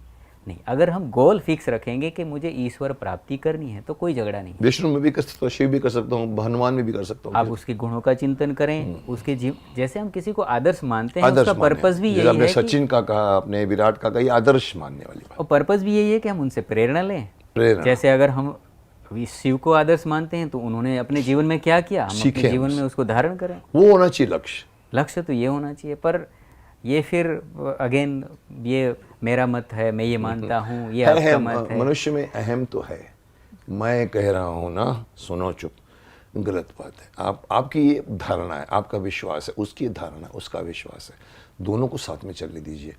ये मत कहिए कि मेरी सुन अपनी मत सुन, यहीं पर ही झगड़े होते हैं शायद। और कई बार क्या होता है कि शास्त्रों में देखें अगर मिलावट होती जाती है तो फिर उसको दूषित करने का भी प्रयास होता है, कहीं आलंकारिक भाषा का उपयोग करके बढ़ा चढ़ा के भी बताया जाता है। पर देखिए, एक है, मैं जैसे महर्षि दयानंद को अपना आदर्श मानता हूँ, तो उन्होंने बहुत सारे पहलू या किसी वस्तु को समझना है। इवन हमारे शास्त्र आप देखें, न्याय दर्शन बना ही इसीलिए है कि भाई किसी भी वस्तु को आपको देखना है, एनालाइज करना है, सत्य असत्य का निर्णय करना है, तो वहाँ पे टूल दिए गए हैं, तो आप उसके आधार पर देखो। अगर वो ईश्वर की सत्ता से या वेदों से अगर वो मेल खाते हैं तो स्वीकारो, नहीं खाते, जो ऐसी बातें हैं जिसका कोई उपयोग नहीं है तो छोड़ दो। तो अगर हम ऐसी दूषित बातों को निकालते जाएंगे तो सब एक ही प्रतीत होंगे। वैसे तो ईश्वर एक ही है, वो सारे कहते भी हैं, और ये आश्चर्य की बात है, वैसे सब कहते हैं कि ईश्वर एक है, और फिर जब ईश्वर की बात आती है तो ये झगड़े शुरू हो जाते हैं। तो कहीं ना कहीं ऐसा हो सकता है कि कोई चाहता है हम झगड़ें और हम झगड़ पड़ते हैं। हाँ, ये भी हो सकता है कि जैसे हमें डिवाइड एंड रूल जो मशहूर लाइन है, हम अंग्रेज़ों ने भी किया, हिंदू मुस्लिमों को देखा अलग हैं तो बीच की लाइन और गहरी करते गए, हटो हटो दो। तो ये भी हो सकता है कि विष्णु वाले, हालांकि उनको पता है कि विष्णु भी ईश्वर है, शिव भी ईश्वर का रूप है, एक में अनेक है वाली बात है। तो अगेन ये हमारे सोचने पर डिपेंड करती है, झगड़े का विषय नहीं है, Right. होना भी नहीं चाहिए। ये यहाँ पर विवेक हमें काम में आता विवेक, है कि अच्छा भाई विवेक। विवेक रखते हुए कि भाई एग्जैक्टली मेरा पर्पस तो है उपासना करना, ईश्वर की आराधना करना, उससे जुड़ना। तो अगर इसमें वो हेल्प कर रहा है तो उससे वैसे आगे बढ़े, उसमें झगड़े का कोई विषय ही नहीं है। लक्ष्य तो एक है सब। लक्ष्य सबका एक ही है। एक बहुत ब्यूटीफुल, मैंने अभी किसी में नाम नहीं बताऊंगा, मैं अभी आजकल पढ़ रहा हूँ और मैं फॉलो भी कर रहा हूँ, एक ब्यूटीफुल एग्जांपल दिया था उन्होंने इसी बात का, लक्ष्य क्या होता है और रास्ते क्या होते हैं। रास्ते हज़ार हैं, जैसे आपने कहा कि शिव पुराण, विष्णु पुराण, इधर से कोई वो पुराण, सबका लक्ष्य भगवान को प्राप्त करना है, लेकिन सब अपने में कि मेरा रास्ता ठीक है। एक बहुत ब्यूटीफुल एग्जांपल दिया था कि अगर सपोज आप न्यूयॉर्क सिटी के लिए आप प्लेन से निकलते हैं, न्यूयॉर्क, राइट, कोई रशिया से निकलता है, कोई जापान से निकलता है, कोई इंडिया से, कोई लीबिया से, कोई पता लगा इजराइल से निकला, तो कोई अमेरिका से निकला, अमेरिका तो नहीं है पर ये पूरे विश्व से निकले, मलेशिया से 5-6 लोग निकले अलग अलग, जाना न्यूयॉर्क है। रास्ते में जब वो प्लेन जाता है तो किसी को ब्लैक सागर दिखता है, तो किसी को अरब सागर दिखता है, तो उनका पूरे रास्ते में बोला रहे ये है वो सबको अलग अलग एक उनके रूट अलग अलग है, वो दिखते हैं। लेकिन जब वो न्यूयॉर्क सिटी के टॉप में आते हैं, वो 6 लोगों को न्यूयॉर्क ही दिखता है। करेक्ट। ये कितनी बड़ी बात है कि आप कितने भी रास्तों से आओ, आपको रास्ते अलग लगेंगे, लेकिन जब आप लोग भगवान के करीब पहुंचोगे तो बोले कहते तो मेरे को भी वही दिख रहा है, तेरे को भी वही दिख रहा है, तू आया वहां से, मैं यहाँ से आया, मैं शिव जी। सो ये बहुत अच्छा एग्जाम्पल लगा कि रास्ते कितने भी अलग हो, लेकिन लक्ष्य एक होना चाहिए, ईश्वर प्राप्ति। और जैसे हमारी सनातन पे बात हो रही है, तो वेद आधारभूत है हमारे, और जो वेद के साथ मेल खाता है उसको स्वीकार करते जाओ, जो वेद से मेल नहीं खाता उसको निकालते जाओ, तो सत्य वही सामने उभर के आएगा। झगड़ा तो नहीं करो ना, कि निकालने का मतलब ये तो नहीं है कि किसी से झगड़ा करो, ऐसा तो नहीं। अपनी जिंदगी से हमें तो सत्य को सोचना है, सत्य को स्वीकारना है, क्योंकि हम चाह ही यही रहे हैं कि हम अपने जीवन को उन्नत करें। तो भटके नहीं। ब्रह्म तत्व तो एक ही है, वो सब मानते हैं, पर ये कहीं ना कहीं मिलावट कहो या कहीं किसी का पर्पस रहा हो आपस में झगड़ा करना। हाँ, तो जो बस आजकल इस सेंस में राजनीति इसको का एक अनूठा प्रमुख अंग बन गया है कोई झगड़ा। कहे कि भाई आप पुराण को प्राधान्य देंगे या वेद को, तो मैं कहूँगा वेद, क्योंकि हमारे लिए वो प्रमाण है। अगर पुराण में कोई ऐसी बात है जो हमें बांटने का प्रयास कर रही है तो उसको छोड़ देना चाहिए। वहाँ विवेक बुद्धि, मेरा ये वहाँ व्यक्तिगत विवेक बुद्धि लगानी चाहिए। जी। सर, एक बहुत ही महत्वपूर्ण एक श्लोक है, अहिंसा परमो धर्मः, धर्म हिंसा तथैव च। मतलब अहिंसा धर्म परम धर्म है, लेकिन ज़रूरत पड़ी हिंसा की तो हिंसा करो। ये एक मशहूर बात कई लोगों ने मुझे बताई। सनातन धर्म में अहिंसा का क्या महत्व है? क्या अहिंसा का पर्याय कभी हिंसा हो सकता है कि नहीं अभी यहाँ पर हिंसा करो? तो ये एक वर्ड ऐसा है, हिंसा अहिंसा। सनातन धर्म क्या कहता है इसके बारे में? देखिए, हमारी जो परंपरा रही है, हम कभी भी, जैसे हम आज की भाषा में बात करें तो एक होता है कि आप सिर्फ अपने बारे में सोचें, इसको निकृष्ट सोच कही जाती है। एक है कि आपका भी भला हो, सामने वाले का भी भला हो, जो विन विन हम कहते हैं। एक है कि नहीं, सामने वाले का पहले भला हो, मतलब हम दूसरे के बारे में ज़्यादा सोचते हैं। अभी ये अहिंसा की जहाँ तक बात है, तो मैं मन से, वचन से, कर्म से किसी को नुकसान नहीं पहुँचाऊँ, ये मेरी परंपरा है, सनातन की ये परंपरा है। पर अगर कोई व्यक्ति अन्याय करता है, कोई ये दुष्ट आचरण करता है, उसके आचरण से कई सारे लोगों को ठेस पहुंचती है, और फिर हम वहाँ पर अहिंसा को ही कि भाई मैं किसी को दुख नहीं पहुंचाऊंगा, ऐसा करके कई अन्य लोगों को दुख पहुंचा रहे हैं आप ऐसे अन्यायकारी व्यक्ति को तो दंड देना ही एक पर्याय है। वहाँ पर शस्त्र उठाना जायज़ है, आपका मतलब? धर्म की जहाँ तक, और हमारे आदर्श जो श्री कृष्ण जी रहे हैं, जब दुर्योधन को अपने अर्जुन को उन्होंने जब मैसेज दिया कि भाई आज धर्म के लिए धर्म की स्थापना के अधर्म लिए अधर्म को आपको खत्म शस्त्र उठाना। और हमारे यहाँ शास्त्र और शस्त्र की परंपरा चली है। शास्त्र हम व्यक्तिगत उन्नति करने के लिए हमें प्रेरित करते हैं, पर जब धर्म की बात आए, न्याय की बात आए और जब कोई अन्याय कर रहा है तो शस्त्र भी उठाना चाहिए। तो ये बहुत बहुत इंटरेस्टिंग टॉपिक है कि जैसे मशहूर था हमारे यहाँ पर गांधी जी का, एक यहाँ कोई थप्पड़ मारे तो दूसरा थप्पड़ दे दो। आज लोग बोलते सर नहीं चलता वो, सर एक थप्पड़ मारेगा मैं 4 मारूंगा। तो हिंसा कहाँ अहिंसा कहाँ। जैनी लोग तो इवन कहते हैं, पट्टी बांधते हैं कि हमारे इसकी वजह से मच्छर मर जाते हैं। टू दैट एक्सटेंट अहिंसा को मानते हैं। पर प्रैक्टिकल क्या है, यही जो कह रहा है अहिंसा परमो धर्म, पर अगर धर्म हिंसा तथैव च, फिर भी कभी कभी आपको अगर औरों का नुकसान होते देख रहे हो, किसी पर अन्याय होते देख रहे हो, किसी अबला के ऊपर अत्याचार हो रहे हो, उस वक़्त आप अर्जुन बन जाओ। आप अर्जुन बन के, मेरे तो मामा चाचा है, मेरे तो पितामह है, मैं क्या करूं, अरे ये तो मेरा मामा है, अरे ये तो मेरा वो है। कृष्ण बोलते हैं ये सब अधर्म के भागी है, इसका नाश करना तुम्हारा कर्म है और तुम वो अपनाना पड़ता है। उस वक्त अर्जुन बनना पड़ेगा, कृष्ण को समझाना पड़ेगा कि शस्त्र उठाना यहाँ जायज़ है। करेक्ट। हमारी परंपरा एकदम क्लियर है और इसीलिए शास्त्र और शस्त्र जैसे मैंने कहा, तो शास्त्र भी हमें सिखाए गए हैं। उसका क्या उद्देश्य फिर तो अन्याय से लड़ना और अपनी उन्नति करो, अहिंसा करते हुए अपने योग को सिद्ध करो, समाधि में जाओ। वो आपको बताया ही गया है, ये एक शिक्षा है। वो परंपरा अपने स्थान पर ठीक है, पर जब अन्याय होता हो आप कैसे ध्यान कर सकते हो? आपके चारों ओर जब अन्याय फैल चुका हो, आप कैसे अपनी व्यक्तिगत उन्नति कर सकते हो? उस वक्त अहिंसा काम नहीं आएगी। तो वहाँ पर अहिंसा का ये मिस इंटरप्रिटेशन कह सकते हैं कि भाई अहिंसा माने कुछ नहीं करना, कुछ भी करता रहे। जैसे आपने कहा गांधी जी का एग्जाम्पल, ऐसा नहीं है। अधर्म चल रहा है, अन्याय चल रहा है, तो वहाँ पर दंड देना अति आवश्यक है। न्याय ये हमारी न्याय व्यवस्था भी आज भी हम देखते हैं, जब कोई चोरी करता है, डाके डालता है, कोई किसी को अन्यायपूर्ण व्यवहार करता है, तो हम कोर्ट में जाते ही हैं, क्योंकि उसको दंड दिया जाए, जिससे कि वो तो ना करे, उसकी भी उन्नति हो और दोबारा दूसरे लोग इसके पाप सीखे नहीं कि इसके अत्याचार से के भोगी न बने।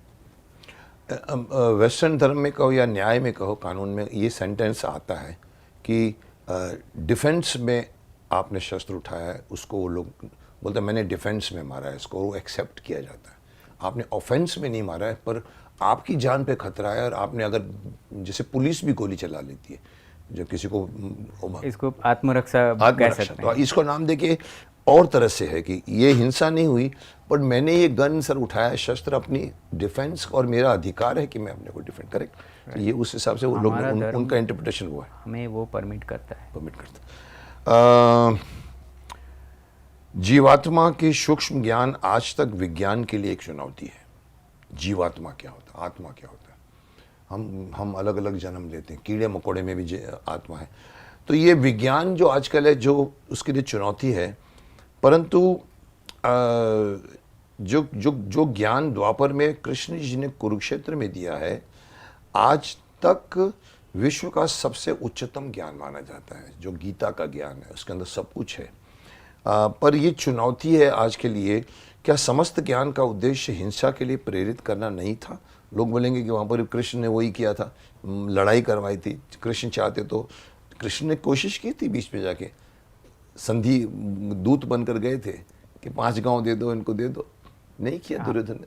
हमारी नीति शास्त्र में साम दाम दंड भेद, वो एक नीति है कि भाई पहले समझाने से फिर आपको लालच देनी पड़े, वो ऐसे तो ऐसे कर करके फिर होता ही नहीं है। और जैसे आप श्री कृष्ण जी की बात, उन्होंने रूप दिखाया पड़ा, मेरे को पकड़ोगे तो। क्या वो हिंसक बनाना चाहते थे? नहीं, ऐसा नहीं है। वो धर्म का कि भाई यहाँ पे अधर्म चल रहा है और आप क्या अधर्म के साथ रहोगे? और अगर धर्म के साथ आप रह रहे हो तो अधर्म को हराना पड़ेगा। नहीं तो अधर्म हो जाएगा। कैसे अधर्म को नहीं हराओगे तो अधर्म ही हो जाएगा। कैसे हराओगे? तो ऐसे समय में शस्त्र उठाना जरूरी है, जब किसी के डिफेंड, किसी को बचाने, अपने धर्म को बचाने, अपने आप को बचाने, परिवार को बचाने के लिए अगर आपको शस्त्र उठाना पड़े, तो ये श्लोक जो कहता है कि धर्म हिंसा तथैव च, उस वक्त अगर आपको हिंसा करनी पड़े तो वैलिड हमारा कर्तव्य बन जाता है वहाँ पर। योग देखिए, योग मैंने भी किया, 20 सालों से कर रहा हूँ मैं, पता नहीं 30 सालों से। जब मैं स्कूल में था, कॉलेज में था, आज भी करता हूँ। सनातन धर्म में कितने प्रकार के योग बताए गए? योग बहुत तरह के हैं, हठ योग भी है, आध्यात्मिक योग भी है, प्राणायाम भी है, ध्यान योग भी है, समाधि भी है, यम नियम, हम बोलते हैं यम नियम, आसन, प्राणायाम, प्रत्याहार, धारणा, ध्यान और समाधि, इतने अष्ट योग है राज। तो आप क्या मानते हैं, कितने सनातन धर्म में कितने प्रकार के योग बताए गए हैं? देखिए, वैसे देखा जाए तो जैसे षठ दर्शन हम कहते हैं, और महर्षि पतंजलि जिन्होंने योग दर्शन नाम का हमें ग्रंथ दिया, जो योग की पूर्ण विद्या है, वहाँ पर तो जैसे आपने अष्टांग योग की बात कही, वो एक परंपरा, और इसको कई लोग राजयोग भी कहते हैं। राजयोग कहते हैं इसको।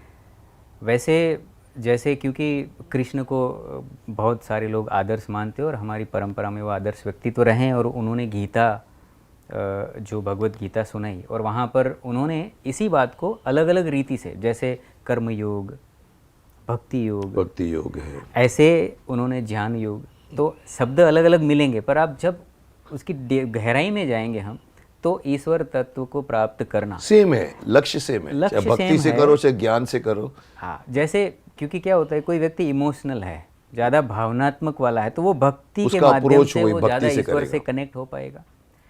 कोई व्यक्ति कर्म करने में एक्टिव है, क्षत्रिय तो type वो है कि भाई कर्म करके ईश्वर को समर्पित कर दिया, ये ईश्वर को समर्पित करते हुए अपने कर्म को करता है, तो वो कर्म वो भी योग एक कर्मयोग के कर्म सेंस योग में हम देख सकते हैं। तो योग के नाम अलग अलग भले रहें, पर वैसे जैसे अष्टांग योग एक हमारे यहाँ पर एक प्रमाणभूत प्रणाली मानी जाती है, और उसी अगर हम इसको वैज्ञानिक तौर पे भी देखें तो स्टेप्स वाइज कि भाई पहले यम नियम का पालन करो, सत्य अहिंसा, अगर सत्य आप बोलेंगे ही नहीं तो आप अपने मन को एकाग्र कर कैसे नहीं पाएंगे? कर पाओगे। आप यम नियम फॉलो नहीं करोगे तो आपका अंदर रेस्टलेसनेस रहेगी, संभव ही नहीं है, संभव ही। क्योंकि यहाँ तो पर मेडिटेशन के लिए यम नियम बहुत जरूरी है, लिखा गया, यम नियम के बगैर कोई भी भगवान को नहीं प्राप्त कर सकता। असंभव। तो जैसे योग चित्त वृत्ति निरोध, अब ये चित्त की वृत्तियों को रोकना है, तो चित्त की वृत्ति रुकेगी कैसे? आप अपने आप को एक नियम में बांधोगे, आप तप को समझोगे, स्वाध्याय करोगे, ईश्वर प्रणिधान करते हुए पूरे कार्यों को, क्योंकि ईश्वर मेरे साथ खड़े हैं, आप कोई गलत कार्य नहीं कर सकते। और जब हम पवित्रता से आगे बढ़ते हैं, एक सतोगुणी बनते जाते संयम हैं, रखेंगे तो अपने आप वो ध्यान और फिर समाधि की ओर आगे बढ़ते हैं। तो योग, वैसे अगर योग शब्द को हम समझे तो योग माने जुड़ना, और हमारा पर्पस तो ईश्वर से जुड़ना है। तो अगर ईश्वर से जुड़ना है तो ये जो प्रोसेस, जो टेक्निक, जो मेथड हमें बताई गई है, ये साइंटिफिक है, बहुत पूरा साइंटिफिक। आप पूरा देखोगे, जब हम इसको गहराई से देखते हैं तो पता चलता है कि न अभी इसमें कुछ शेष रहता है कि हम जोड़ें कुछ, और इसमें से कुछ निकालेंगे तो वो पर्याप्त नहीं होगा, परफेक्ट अपने तो आप में। हमारे ऋषि, और वैसे तो वो रिसर्च स्कॉलर थे, वो आज की भाषा में कहे तो वो साइंटिस्ट ही थे, और इतने सूक्ष्म विषयों को, और आज भी जैसे आपने बीच में साइंस की बात कही, अष्टांग योग की इस थियरी को अगर हम समाधि में जाना चाहते हैं, चित्त की वृत्तियों को रोकना चाहते हैं, तो आप देखें और लगेगा कि सही बात है, इसके अलावा कोई ऑप्शन। और रिजल्ट बनता है। अगर आप यम नियम आसन प्राणायाम तक पहुंचो, आपके अंदर शरीर के अंदर परिवर्तन, वो प्रूफ है भगवान का कि कुछ हुआ है। आपको सडनली आपको कंसंट्रेशन मिल जाएगा, आपको शांति मिल जाएगी, स्टिलनेस मिल जाएगी, जो हमारा इधर उधर भटकता रहता है। तो ये है स्टेप, तभी तो क्योंकि हमें ईश्वर से जुड़ना है। और योग, जैसे मैंने कहा, योग माने जुड़ना।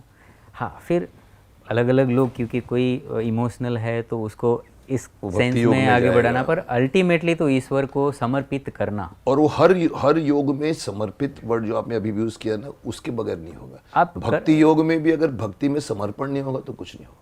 आप कर्म योग की बात करें तो आपके कर्म ईश्वर को समर्पित करके आप कर्म कर रहे हो। आप जैसे कहा कि भाई आप कर्म करो, फल की आशा मत रखो। कहने का तात्पर्य ये है कि भाई वो ईश्वर है, वो देखते हैं, वो हाँ, ये नहीं कि अरे मैंने किया तूने दिया नहीं मेरे को, ये नहीं, करते जाओ करते जाओ करते, तो उसके लिए बहुत डेडिकेशन चाहिए। और ध्यान की बात है, ध्यान योग तो भाई कोई ध्यान कर अपने वैराग्य को उत्पन्न करते हुए पूरी अंडरस्टैंडिंग के साथ अपने जीवन को जीता है, और वो धीरे धीरे ईश्वर, एक गोल एक है ईश्वर प्राप्ति, जिससे जुड़ना है। फिर आप नाम कुछ भी दे दो, वो भक्ति के माध्यम से नाम कुछ भी दे दो, पर मुझे कोई पूछे तो मैं तो पतंजलि महर्षि जी ने जो अष्टांग योग की जो टेक्निक्स दी है, मैं उसको मानता हूँ कि ये योग को हम कमाल का प्रोसेस है। मैं खुद गुजर रहा हूँ उसमें से। और उसमें एक जगह मैंने ये भी पढ़ा था कि लोग पूछते हैं कि मिलता तो कुछ नहीं है यार, बोला एक दिन में नहीं मिलेगा, 2 साल भी लग सकते हैं, लेकिन प्रूफ क्या है, आपके अंदर का जो चेंजेस होते हैं वो प्रूफ है कि भगवान है।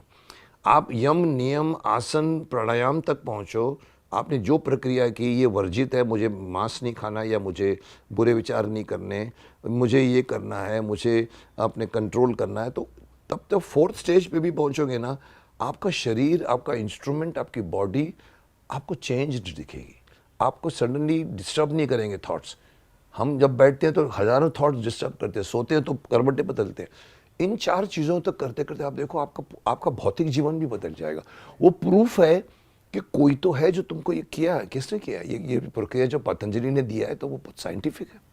और जैसे आपने कहा कि भाई लोग कहते हैं कि ये तो हमें तो रिजल्ट चाहिए, मिल नहीं रहा है, ये देखिए आप जब ऊंचा गोल रखेंगे तो उसके लिए तब तो करना पड़ेगा। तब करना पड़ेगा। और वक्त भी महर्षि देना जी ने, पतंजलि जी ने कहा है कि भाई वहाँ पर आपको अभ्यास और वैराग्य, ये दो बहुत ही आवश्यक है योग में आगे बढ़ने के लिए। और अभ्यास के लिए कहा कि निरंतर दीर्घकाले सत्कारा से भी, तो माने निरंतरता से लंबे काल तक करना लंबे है। काल तक क्योंकि आपका गोल, अगर आपको आईएएस बनना है और आप कहोगे भाई 2 साल में कैसे भी करके ये हो सकता है कि नहीं हो सकता, तो उसके लिए आपको बहुत ही गहराई से समय लगाकर एकाग्रता के साथ आगे बढ़ना पड़ेगा। ये तो हमारे भौतिक गोल की बात है। अब जब अध्यात्म की बात करते हैं, जो सूक्ष्म विद्याएं हैं, ईश्वर से जुड़ने की बात है, तो पुरुषार्थ तो करना पड़ेगा। इंद्रियों से बाहर निकलना ही पड़ेगा, नहीं तो फिर आप उसी में ही घूमते रह जाओ।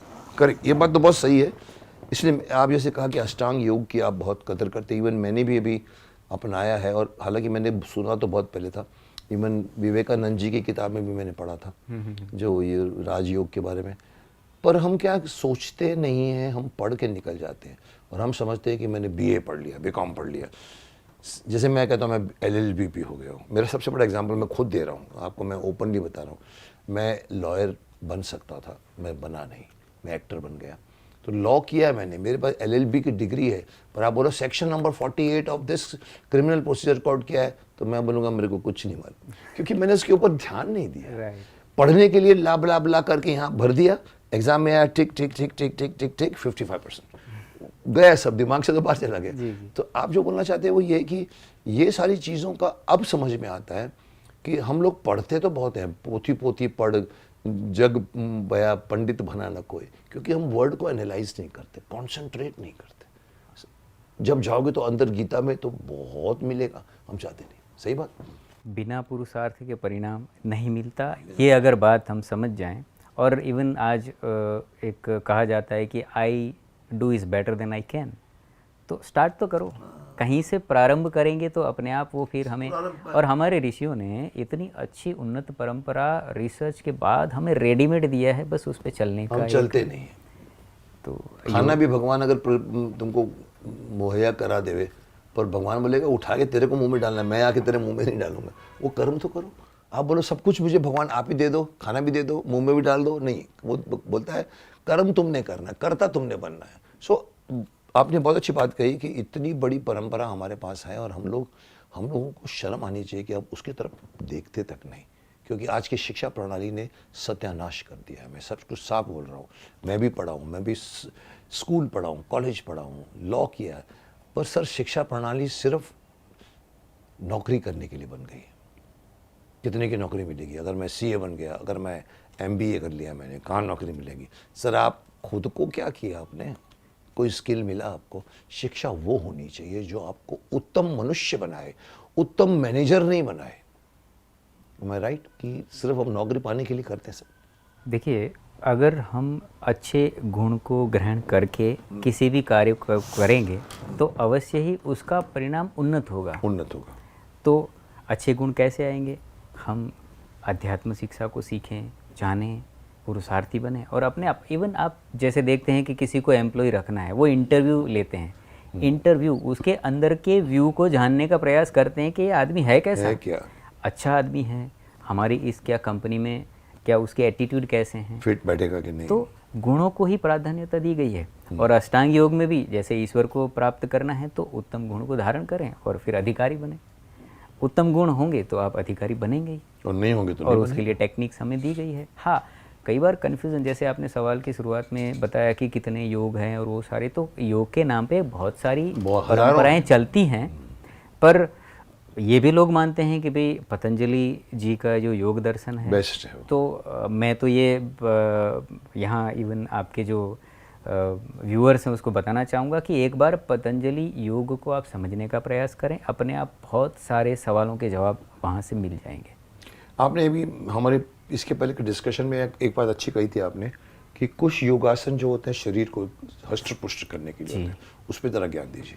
देखिए जैसे अष्टांग योग की बात है, उसमें आसन एक स्टेप आता है आसन, कि जब हमें ध्यान लगाना है तो हमें आसन करने पड़ते हैं। वक्रासन, ताड़ासन, तो आसन शीर्षासन, करना है। जिसको बोल रहे हैं आप, ये आसन आते हैं। अभी यहाँ पे क्या होता है कि जब हम ध्यान लगाते हैं तो हमें तो जैसे अष्टांग योग में बताया कि स्थिरम सुखम आसनम, जो सिर से सुखपूर्वक आप बैठ सको वो आसन है। वहाँ पर तो ध्यान करना है, योग करना है तो आसन ये है। हाँ, आज जो आसन हम देखते हैं, चक्रासन हो गया या मयूरासन हो गया, ये हमारे शरीर को स्वस्थ रखने के लिए स्वस्थ रखते हैं। तो हेल्दी रहने के लिए जो आसन करना है वो अलग विषय है, पर योग के लिए जो आसन करना है, आसन लगा के बैठना है। क्योंकि ध्यान, आप बताएं चक्रासन में आप कैसे ध्यान कर पाओगे? स्थिरता के बगैर नहीं कर पाएंगे। तो ये कन्फ्यूज़न कई बार ये चलती है कि भाई आसन जो है वो योग का साधन है, पर योग के लिए जो आसन बताया है वो स्थिर से बैठ, सुखासन हो गया, शलभासन इवन हो आपकी गया। उंगली भी हिले तो भी गड़बड़ है। स्थिर स्टिल होके बैठो। 18 घंटे बैठे आपके, मैंने दयानंद सरस्वती जी के बारे में पढ़ा है, 18 घंटे बैठ जाते थे पेड़ के नीचे। कैसे? स्थिर, पूरी उनका धड़कन भी कम हो जाती है, उनके रक्त का प्रवाह, उनका हार्ट और लंग्स, डायफ्राम रुक जाता है, बाहर की एनर्जी उनको सस्टेन करती है। साहब ये चीज़ आप जो बोलते हैं ध्यान, मोशन जहाँ ख़त्म होता है वहाँ से हमारा ये आध्यात्मिक चीज़ शुरू होती है। मोशन के साथ आध्यात्मिक नहीं आएगी। अगर आप अध्यात्म में ध्यान लगा रहे हैं और ऐसे किया आपने, या आपने ध्यान लगाया, आपने ये वो उठा के ये किया, सब आप ध्यान को कंसंट्रेशन के लिए आपको टोटली सेंसेस से डिटैच करना पड़ेगा। इन आँख, कान, नाक, मुंह, पांचों इंद्रियों को आपको टेलीफोन कनेक्शन काटने पड़ेंगे, तब जाकर बैठोगे। और कहते हैं कि आप एक बार एकदम इजी, जैसे आपने कहा कि अच्छी पोजीशन लेके जहाँ पर आपको किसी पे बॉडी में टेंशन नहीं हो, आप बैठोगे तो आप घंटों बैठ सकते हो। लेकिन अगर आप ऐसे बैठे या यहाँ पर टेंशन है तो आप ध्यान नहीं लगा पाओ। ध्यान वहाँ जाएगा बार बार मेरा कि अरे इधर में कोई दर्द हो रहा है। तो ये आप मानते हैं कि स्थिरता बहुत ज़रूरी है। जो योगासन की जो बात है, तो कई बार क्या होता है, हम देखते हैं लोग कि भाई कहाँ जा रहे हैं, भाई योग करने जा रहा हूँ, और वहाँ पे वो व्यायाम आसन कर रहे हैं। तो वो एक शब्दों की एक डिफरेंस कह सकते हैं। जिसको योग करना है उसके लिए आसन पतंजलि जी ने बताया। मतलब आप ये बोलना चाहते हैं कि एक है हठ आसन, जिसको मैं हठ योग बोलेंगे, ये सब आसन से हठ योग है, और एक है राजयोग, जिसके अंदर हम समाधि तक जा सकते हैं।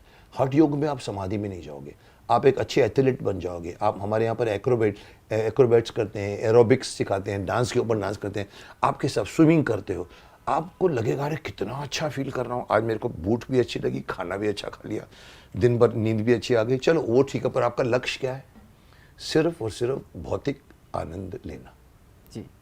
अगर आपको भगवान से मिलना है, जिसको हम अध्यात्म बोलते हैं, कितने लोग हैं जो इन सब से ऊपर अध्यात्म का सोचते हैं? सर बहुत कम मिलेंगे आप।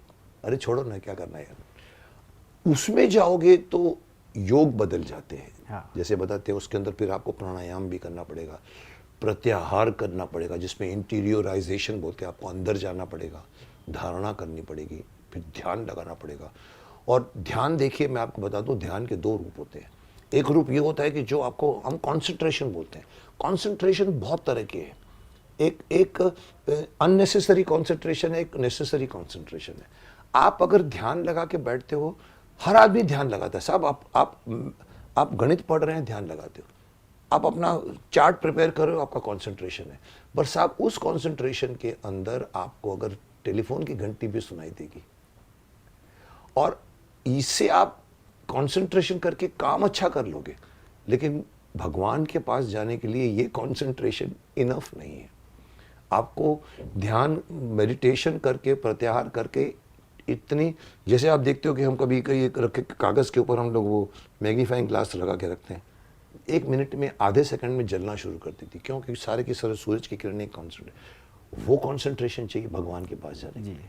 और वो कंसंट्रेशन आपको तब मिलेगा जब आप अभ्यास करोगे, और अभ्यास करते करते करते पहले आप 2 मिनट बैठ पाओगे, फिर 2 मिनट के बाद 2 घंटे बैठ सकोगे बिना कुछ हिलाए, तो आपका ध्यान यहाँ से हटकर, खाने पीने से हटकर आपका कहीं पर जाएगा जिसमें भगवान का रास्ता है, आध्यात्म का रास्ता है।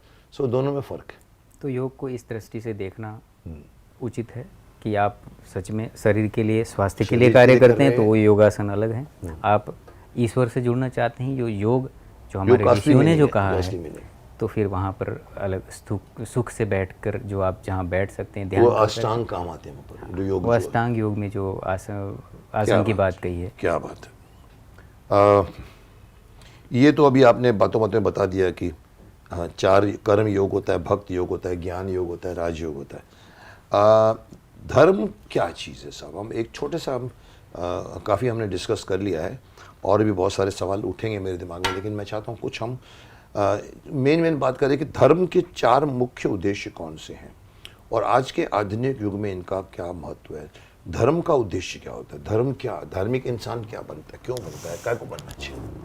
देखिए, वैसे धर्म को हम सिंप्लीफाई करके समझे तो डू एंड डोंट्स के, डू एंड वो नियम डू एंड डोंट्स, कि भाई क्या करना है, क्या नहीं करना। What is to do and don't do. और महाभारत में जैसे आपने बहुत बड़ा किरदार किया है, और महाभारत ने धर्म को व्याख्यायित करते कहा है कि जो आपको अपने प्रति जो अच्छा लगे ऐसा व्यवहार आप किसी और से, दूसरे व्यक्ति से करें, इसको भी धर्म, जो अपने लिए अच्छा उनके लिए भी अच्छा करें, क्योंकि सब आत्माएं सत्य असत्य को जानने वाली हैं, और जैसा व्यवहार हम चाहते हैं ऑब्वियसली सामने वाला भी वैसा व्यवहार अपनी ओर से चाहेगा अपने लिए। तो बहुत सारी व्याख्याएं अगर हम समझें तो सरल ये है कि क्या करना चाहिए जिससे मैं भी सुख का अनुभव करूं, सामने वाले को भी सुख दूं, मैं किसी को कष्ट ना करूं, सत्य का मेरे जीवन में आचरण हो, मैं न्यायपूर्ण व्यवहार करूं, इसी को हम धर्म कहते हैं। वैसे धर्म एक धारण करने को भी अगर हम पूरे शब्दार्थ में जाएंगे तो जिसको हमें धारण करना है, जैसे अग्नि का धर्म है तपना, वो गर्मी देना, तो हमें एक मनुष्य के रूप में जो गुण धारण करने हैं, गुण है मतलब एक तरह का धर्म गुण होता है। धर्म एक गुण है जो हमारे जीवन में धारण करने हैं और उसके आधार पे अपने जीवन को चलाना है। जैसे आपने 4 पुरुषार्थ की बात कही, तो हमारी जो सनातन परंपरा है उसमें धर्म, अर्थ, काम और मोक्ष, ये एक प्रोसेस बताई गई है कि भाई धर्म को पहले धारण करें। हमारे शास्त्रों के सम्मत जो धर्म, जो हमें बातें बताई गई है उसको जीवन में उतारते हुए फिर आप अर्थ, माने अपने लक्ष्य की प्राप्ति के लिए जो साधन चाहिए आपको, धन हो सकता है, ऊर्जा हो सकती है, बल हो सकता है, जो भी, तो अर्थ को अर्जित, पर वो धर्म, पहले शब्द रखा है धर्म को, सारा धर्म पूर्ण होना चाहिए। अब सीक्वेंस भी देखोगे तो पहले धर्म है, धर्म को ही चलाते हुए फिर आप अर्थ को कमाएं, उसमें धन कमाएं, ऊर्जा, एनर्जी, बल, और फिर अपनी जो उत्तम इच्छाएं उसको पूर्ण करें, और फिर मोक्ष की ओर आगे बढ़ें।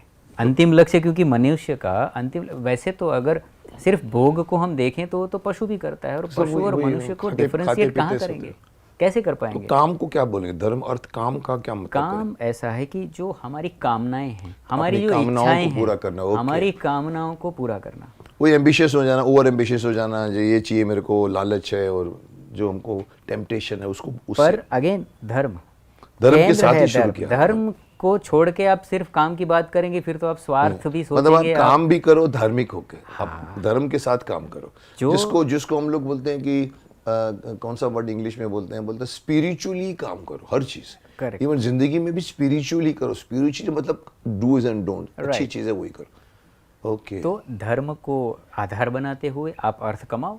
ऐसा नहीं है कि भाई आप धर्म कमाना नहीं है या व्यवसाय नहीं करना है, वो नहीं, हमें तो कहा जाता है भाई हजारों हाथों से कमाओ, लेकिन धर्म को साथ रखें, धर्म पूर्वक कमाओ। क्या बात। अच्छा, उसके साथ फिर अपनी इच्छाओं की जो सात्विक इच्छा है वो भी अब धर्म रहेगी, पूर्ण करें आप, लेकिन धर्म को नहीं छोड़ना। ये सीक्वेंस बहुत ही इंपॉर्टेंट है। और फिर एंड का क्या है? फिर है कि भाई मोक्ष, अंतिम जो लक्ष्य है कि भाई आप मुक्त हो जाओ। क्योंकि देखिए मुक्त का मतलब क्या? वही जन्म मृत्यु के बंधन से मुक्त हो जाना।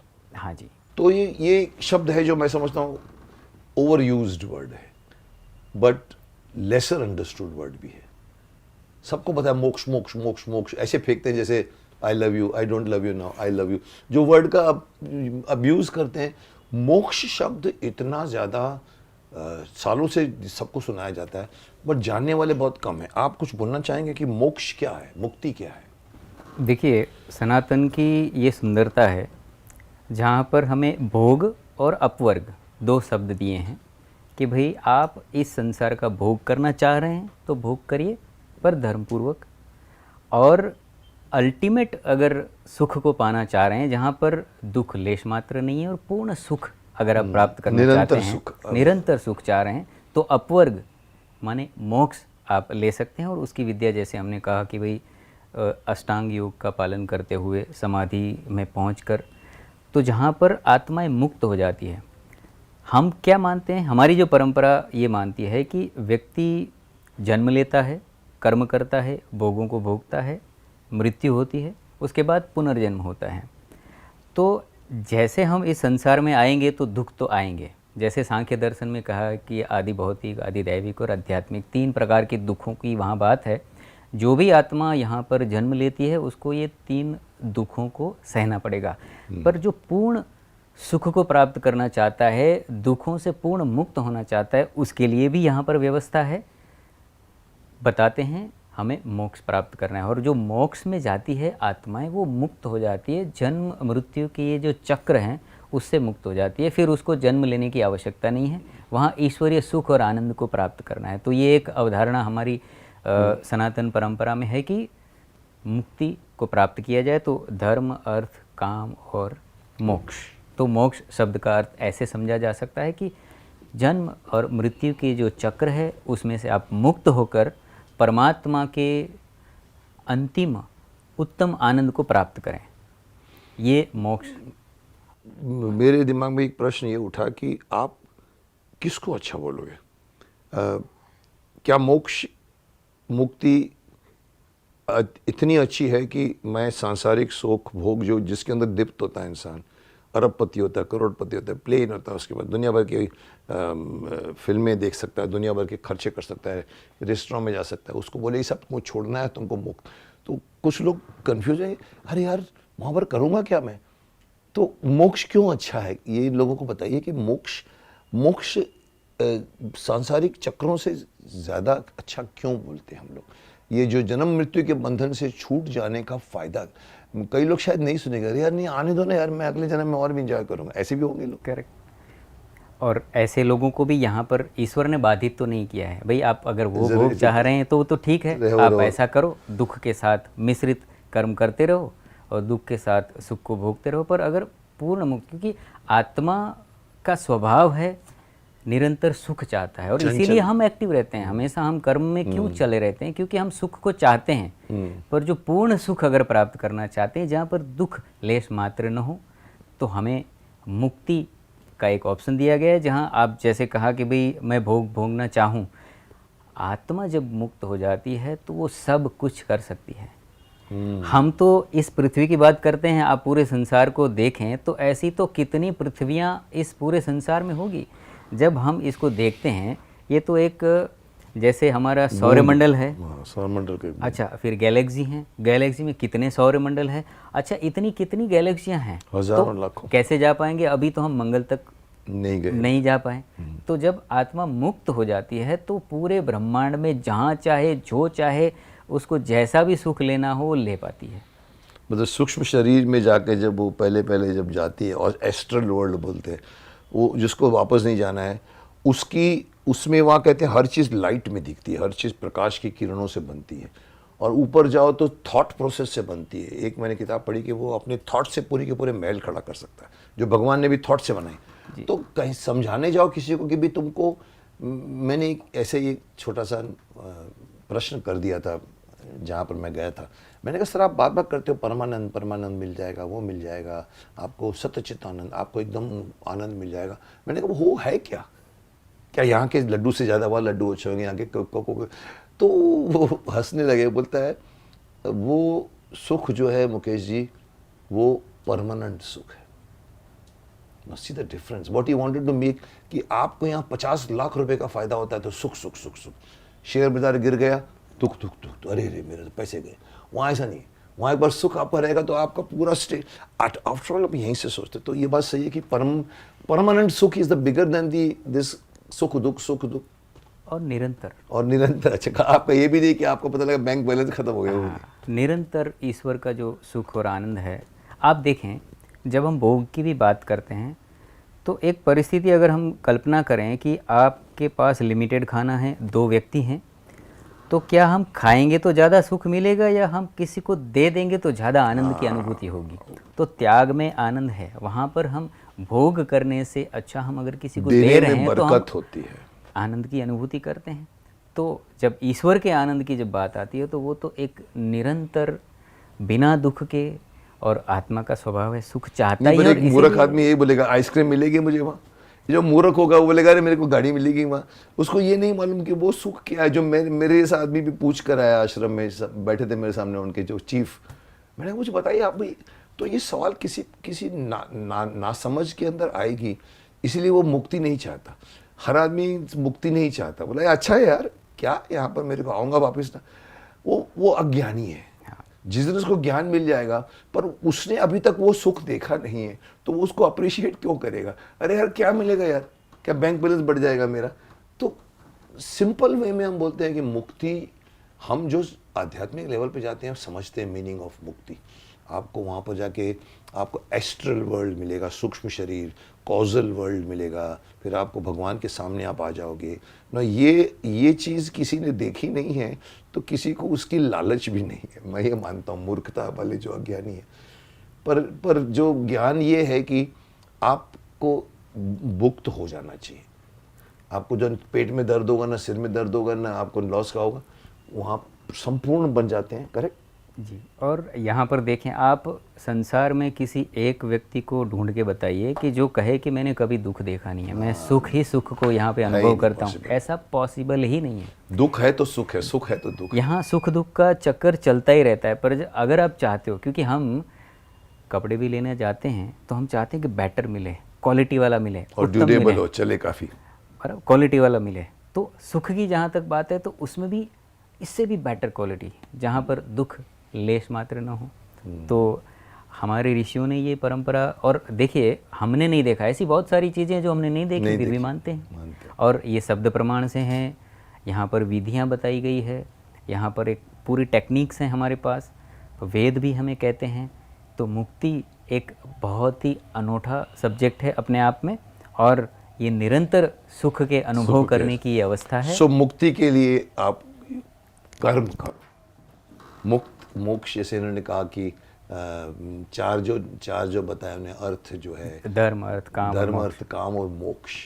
सो आदमी धर्म अर्थ काम में ही लिपटा रहता है, मोक्ष की तरफ नहीं जाता।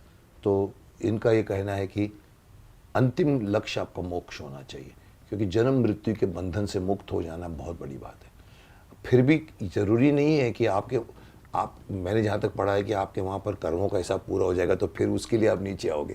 आपके भाई इतने पैसे थे, आपको इतने होटल में रहने को मिला है, अब आपके पैसे का हिसाब खत्म हो, नीचे जाओ। ऐसा भी मैंने पढ़ा कि आपको फिर जन्म लेना पड़ता है, फिर आपके कर्मों का चक्र शुरू होगा। इतना अच्छा कर्म होगा कि आपको आने की ज़रूरत ही नहीं पड़ेगी जी। ये भी है। हाँ जी, हाँ। क्या बात है। सर, एक सवाल उठता है बार बार जो कृष्ण के इस श्लोक से निपट करता है, धर्मण कर्मण्यवाधिकारस्ते माँ फलेषु कदाचन। तुम कर्म के अधिकारी हो, तुमको फल के अधिकारी नहीं हो, इसलिए कर्म करते रहो और मैं तुमको जरूर तुमको दूंगा। अगर आपने जैसे जब बोलता है कि शेयर बाजार में शेयर डालूंगा पैसा आएगा वापस, तो भगवान बोलता है मैं तुमको दूंगा, पर वो ज़रूरी नहीं है कि आज दूंगा तेरे को, क्योंकि तुम्हारा प्रारब्ध चला आ रहा है। वो हिसाब में अभी आपको वो 50 साल के बाद मिलेगा या अगले जन्म में मिलेगा। तो ये चक्र के लिए अगर ऐसा कर आदमी मानने लग जाए कि भाई भगवान ने ही देना है यार, अगर मैं चोर बना हूँ तो भगवान ने मुझे बनाया ना, अगर डकैती की है तो मुझे भगवान ने किया ना, मेरे प्रारब्ध ने कर। तो सब ऐसा तो नहीं है कि भाई ये चीज़ गलत है या सही है कि आप अपने कर्मों से बनते हो, प्रारब्ध से आप ये काम नहीं, अदरवाइज तो काम करना छोड़ देगा, बैठ जाएगा, मैं भगवान तो देने वाले मेरे को, मैं देख करता है। तो ये सही गलत? देखिए, कर्म में ऐसा होता है कि आप पहले कर्म करो और उसका फल मिले। प्रारब्ध की जहाँ तक बात है, आपने अगले जन्म में जो कर्म किए होंगे, अच्छे कर्म किए होंगे तो अच्छा उसका फल मिलेगा। तो प्रारब्ध भी बनाना आपके हाथ में है। आज हम अच्छे कर्म करेंगे, हम अपने खाते में पुण्य जमा करते हैं वो जब हमें फल के रूप में मिलेंगे। तो आज आप बैठ जाएं, कोई व्यक्ति ऐसा सोचे कि भाई मेरे इसमें लिखा हुआ है तो वो होना ही है, ऐसा नहीं है। जैसा आप लिखना चाहते हो आपके हाथ में, और इसीलिए तो ईश्वर ने आपको स्वतंत्रता दे रखी है। आप कैसा अच्छा अनुभव करना चाहते हैं, अच्छे परिणाम को अगर भोगना चाहते हैं तो अच्छे कर्म करो। वो तो सिंपल बैठा ही है देने के लिए, पुरुषार्थ और करो, आपने लेके कर्म जाओ। करना छोड़ दिया तो जैसा आगे क्या मिलेगा आपको? नहीं मिलेगा। तो फिर नहीं मिलेगा। इसलिए कर्म करते रहो साहब, मेरा यही कहना है। मेरा ये अभी तक का जो छोटा मोटा ज्ञान है वो यही कहता है कि कर्म की आशा मत करो, कर्म करते रहो और मैं तुमको फल दूंगा। कभी कभी लोग कंफ्यूज हो जाते हैं, अरे यार वो बुरा आदमी है, डॉन है यार, बाहुबली है, साला सुख में जीता है, मैं एक झोपड़पट्टी में हूँ। अगर आदमी सोचता है उसको क्यों नहीं मिला, उसने बुरे कर्म करता रहता है, तो बुरा कर्म करना अच्छा है, मैं भी काट छाट करके पैसे कमा के मैं भी बन जाऊं। ये एक सीख मिलती है आज के कॉमन मैन को कि अच्छा बनने में कोई फ़ायदा नहीं है। आप इनसे सुनिए कि अच्छा बनने में फ़ायदा क्या है। ये बोलते हैं कि प्रारब्ध अगर आप नहीं बनाओगे तो आगे के जन्म में क्या मिलने वाला है आपको। आओगे तो सही, क्योंकि आपने इतना कर्म नहीं किया कि आप ऊपर चले जाओगे, मोक्ष में आओगे। आपके अकाउंट में अगर पैसे नहीं है तो तकलीफ में आप जाके झोपड़पट्टी में पैदा होगे शायद, या कुछ और भी तबाह। तो कहीं ना कहीं कन्फ्यूजन मत रखिए कि भगवान ने अभी नहीं दिया है, उसको दिया है, मेरे को नहीं दिया है, तो उसको इसलिए अभी तक दंड नहीं मिल रहा है कि वो शायद पुराने कैश, पुराना अकाउंट लेके चल रहा है।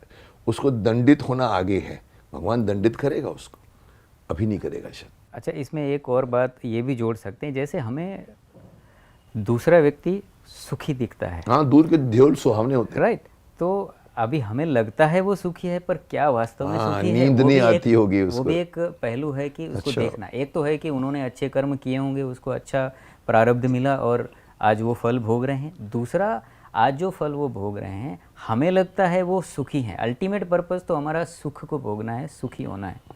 तो वो सच में सुखी है वो तो वो व्यक्ति ही जाने, उसके अंदर की मतलब ये आत्मा, सच्ची बात मालूम नहीं पड़ती। वो खुद व्यक्ति ही जानता है, या उसके बाहर वाला बोलता है आसपास। यार ये कितना पैसा, कितने क्या ब्रांडेड कपड़े पहनता है, लेकिन रात को उसको नींद नहीं आती होगी शायद। कई बार जैसे हम भी प्रैक्टिस करते हैं तो बड़े बड़े धनपति लोग भी हैं, उसको भी आप पाओगे कि वो भी दुखी है। वो अपने समस्याएं सबकी अलग अलग सबके स्तर पास की होती समस्याएं है। हैं सर, पारिवारिक समस्याएं। बिलियनियर के घरों में भी पारिवारिक झगड़े होते हैं। क्या वो सिर्फ सुख बोलते हैं?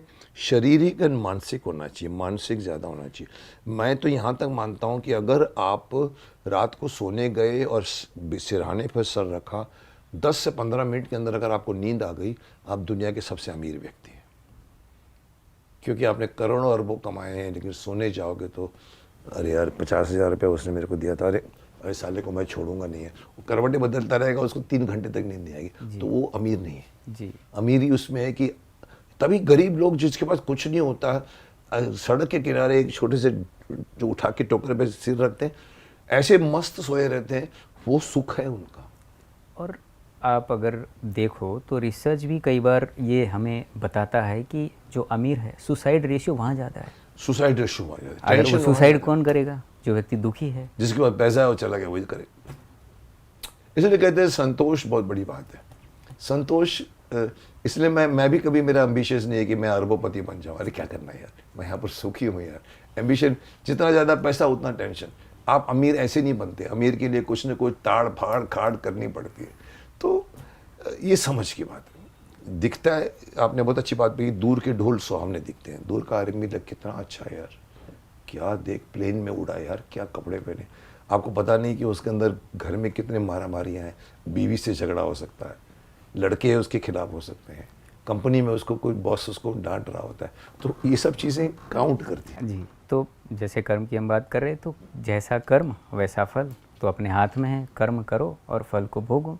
हाँ, जो जैसा बोओगे वैसा ही पाओगे। करेक्ट। सही बात। सर, एक चीज़ अभी हम, let us come to the end of the programme, because हमने काफ़ी बातें कर ली हैं और ये सब्जेक्ट इतना गूढ़ है और इतना विशाल है कि ये हम दो एक इसको आपको पूरी रामायण कथा नहीं सुना सकते।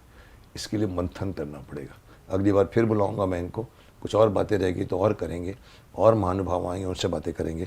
इसलिए कुछ पॉइंट अगर मुझे लगा कि मैं इनसे पूछ सकता हूँ तो मुझे टाइम दीजिए। We are let us come to the, कहीं ना कहीं एंड करना पड़ेगा इसको। तो मैं सवाल पूछता जाता हूँ। आपको कहीं लगे इंपॉर्टेंट है तो हम रुक जाएंगे, क्योंकि मेरे पास 5-6 सवाल हैं। सनातन धर्म में ब्रह्म क्या है, ब्रह्म तत्व क्या है? ये थोड़ा सा गूढ़ सब्जेक्ट है। शिव असल में क्या है? सनातन धर्म में शिव का क्या स्थान है?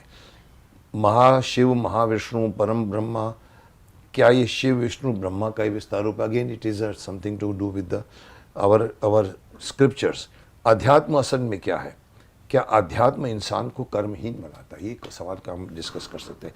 क्या आध्यात्मिक होना और नॉन आध्यात्मिक होना, जिसको हम कहते हैं जो सांसारिक है, बड़े बड़े पोस्ट पर है, गूगल का मालिक है, इधर है उधर है, और हम अध्यात्म बन जाते हैं, एक कोने में जाके बैठ जाते हैं। कोई कहता है हिमालय जाने की कोई ज़रूरत नहीं है, आप अपने कमरे में भी, घर में एक शांत जगह ढूंढ कर लीजिए। योगी तो वो होता है जो उस भीड़ भाड़ में भी अपने कान बंद कर सकता है। तो लेकिन हम बोलते हैं यार ये आदमी तो इसने तो कर्म करना छोड़ दिया है, कर्महीन हो गया। तो क्या आध्यात्मिक आदमी कर्महीन होता है?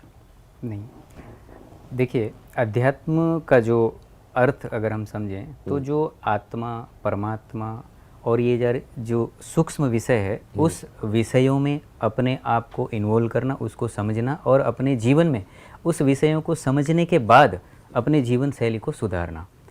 अध्यात्म बनना माने कर्म को छोड़ देना ऐसा नहीं है। हो सकता है आपको ज़्यादा पुरुषार्थ करना पड़े, ज़्यादा कर्म करना पड़े। हाँ, अच्छा आपको अगर योग करना है तो क्या वो सरल बिना पुरुषार्थ के हो जाएगा? नहीं हो जाएगा। तो अध्यात्म है वो अपनी आत्म उन्नति के लिए एक हमें इंगित करता है और ऐश्वर्य सुख को प्राप्त करने के लिए अलग अलग टेक्निक्स दी जाती है। अध्यात्म अपने जीवन में धारण कर कर आप अच्छे इंसान बनोगे तो आप बताओ, क्या अपने रिलेशन नहीं सुधरेंगे? क्या आप अपने बिजनेस में प्रगति नहीं करेंगे? हम अपने आप को जब इम्प्रूव करते हैं, कई सारे गुणों को धारण करते हैं, तो हमें ही फायदा पहुंचाते हैं। परफॉर्मेंस इंप्रूव हो जाता है। परफॉर्मेंस इंप्रूव हो जाता है। आप ध्यान करोगे तो आपका फोकस बढ़ेगा, आप किसी भी कार्य में अच्छा आउटपुट दे पाएंगे। तो इनके जो इनडायरेक्ट बेनिफिट है आपके वर्तमान भौतिक जीवन में भी वो लाभ देते हैं। तो फिर आपको कर्महीन कहना गलत है? एकदम गलत है, क्योंकि आप बेटर कर्म करोगे। यहाँ तो कर्म में लगाने की बात है, कर्महीन होने तो की बात नहीं है। अध्यात्म मतलब ये जो बड़ी बात ये है कि अध्यात्म बनना है तो हिमालय चले जाओ, परिवार को छोड़ दो। एक और फिलॉसफी कहती है कि be in the world but don't become part of the world. Right. आप घर में रहकर भी आप पा सकते हो ईश्वर को। काम अच्छे करो, ईश्वर मिलेगा। ज़रूरी नहीं है कि अपने परिवार से नाता तोड़कर आप बैठ जाओ आधा घंटा 2 घंटा कर्म छोड़ दो। It is not necessary. हाँ, पर अगर आपको मोक्ष की प्राप्ति करनी है, अगर आप समाधि लगाना चाहते हैं, आपका पर्पस क्या है? पहले लक्ष्य को ध्यान में दिया कि भाई मुझे अगर समाधि लगानी है, मोक्ष को प्राप्त करना है, तो फिर इस संसार से धीरे धीरे आपको विरक्त होना पड़ेगा। विरक्त तो होना चाहिए। मतलब विरक्त में अगर देखिए, अगर विरक्त की परिभाषा क्या है? विरक्त की परिभाषा ये नहीं है कि आप गेरुए कपड़े पहनकर आप हिमालय चले जाओ, अपनी पत्नी को छोड़ दो, बच्चों को छोड़ दो, अपनी जिम्मेदारी छोड़ दो, मैंने अब त्याग कर लिया है। वो एक तरीका है। और एक ये तरीका है कि मैं इनके साथ रहकर भी आध्यात्मिक लेवल से स्पिरिचुअल बनकर काम करूंगा, तो इनको भी मैं अच्छी बात दूंगा, मैं झगड़ा नहीं होगा मेरा। प्लस मेरे पास कुछ फिक्स टाइम निकाल कर मैं अध्यात्म की तरफ जाऊँ। मतलब टोटल कट ऑफ करना एक है, और रहकर कोई ज़रूरी नहीं है कि ध्यान। जब आप कहते हैं समाधि लगाओ, समाधि सर आप डेली लगा सकते हो जी। समाधि एक ऐसी चीज़ है, लोग क्या समझते हैं समाधि में गए तो मर गया। समाधि का मतलब है कि आप जीते जी मरो और एवरीडे मरो। जैसे आपके दयानंद सरस्वती जी की बात करें तो 18 घंटे वो लोग गंगा के किनारे पे पेड़ के पास में एक आदमी बैठा हुआ दिखा था। लोग, अरे कौन है यार, बैठा हुआ 8 घंटे से बैठा हुआ। अब वो क्या समाधि में है, उसने अपनी सारी की क्रियाएं बंद कर दी हैं।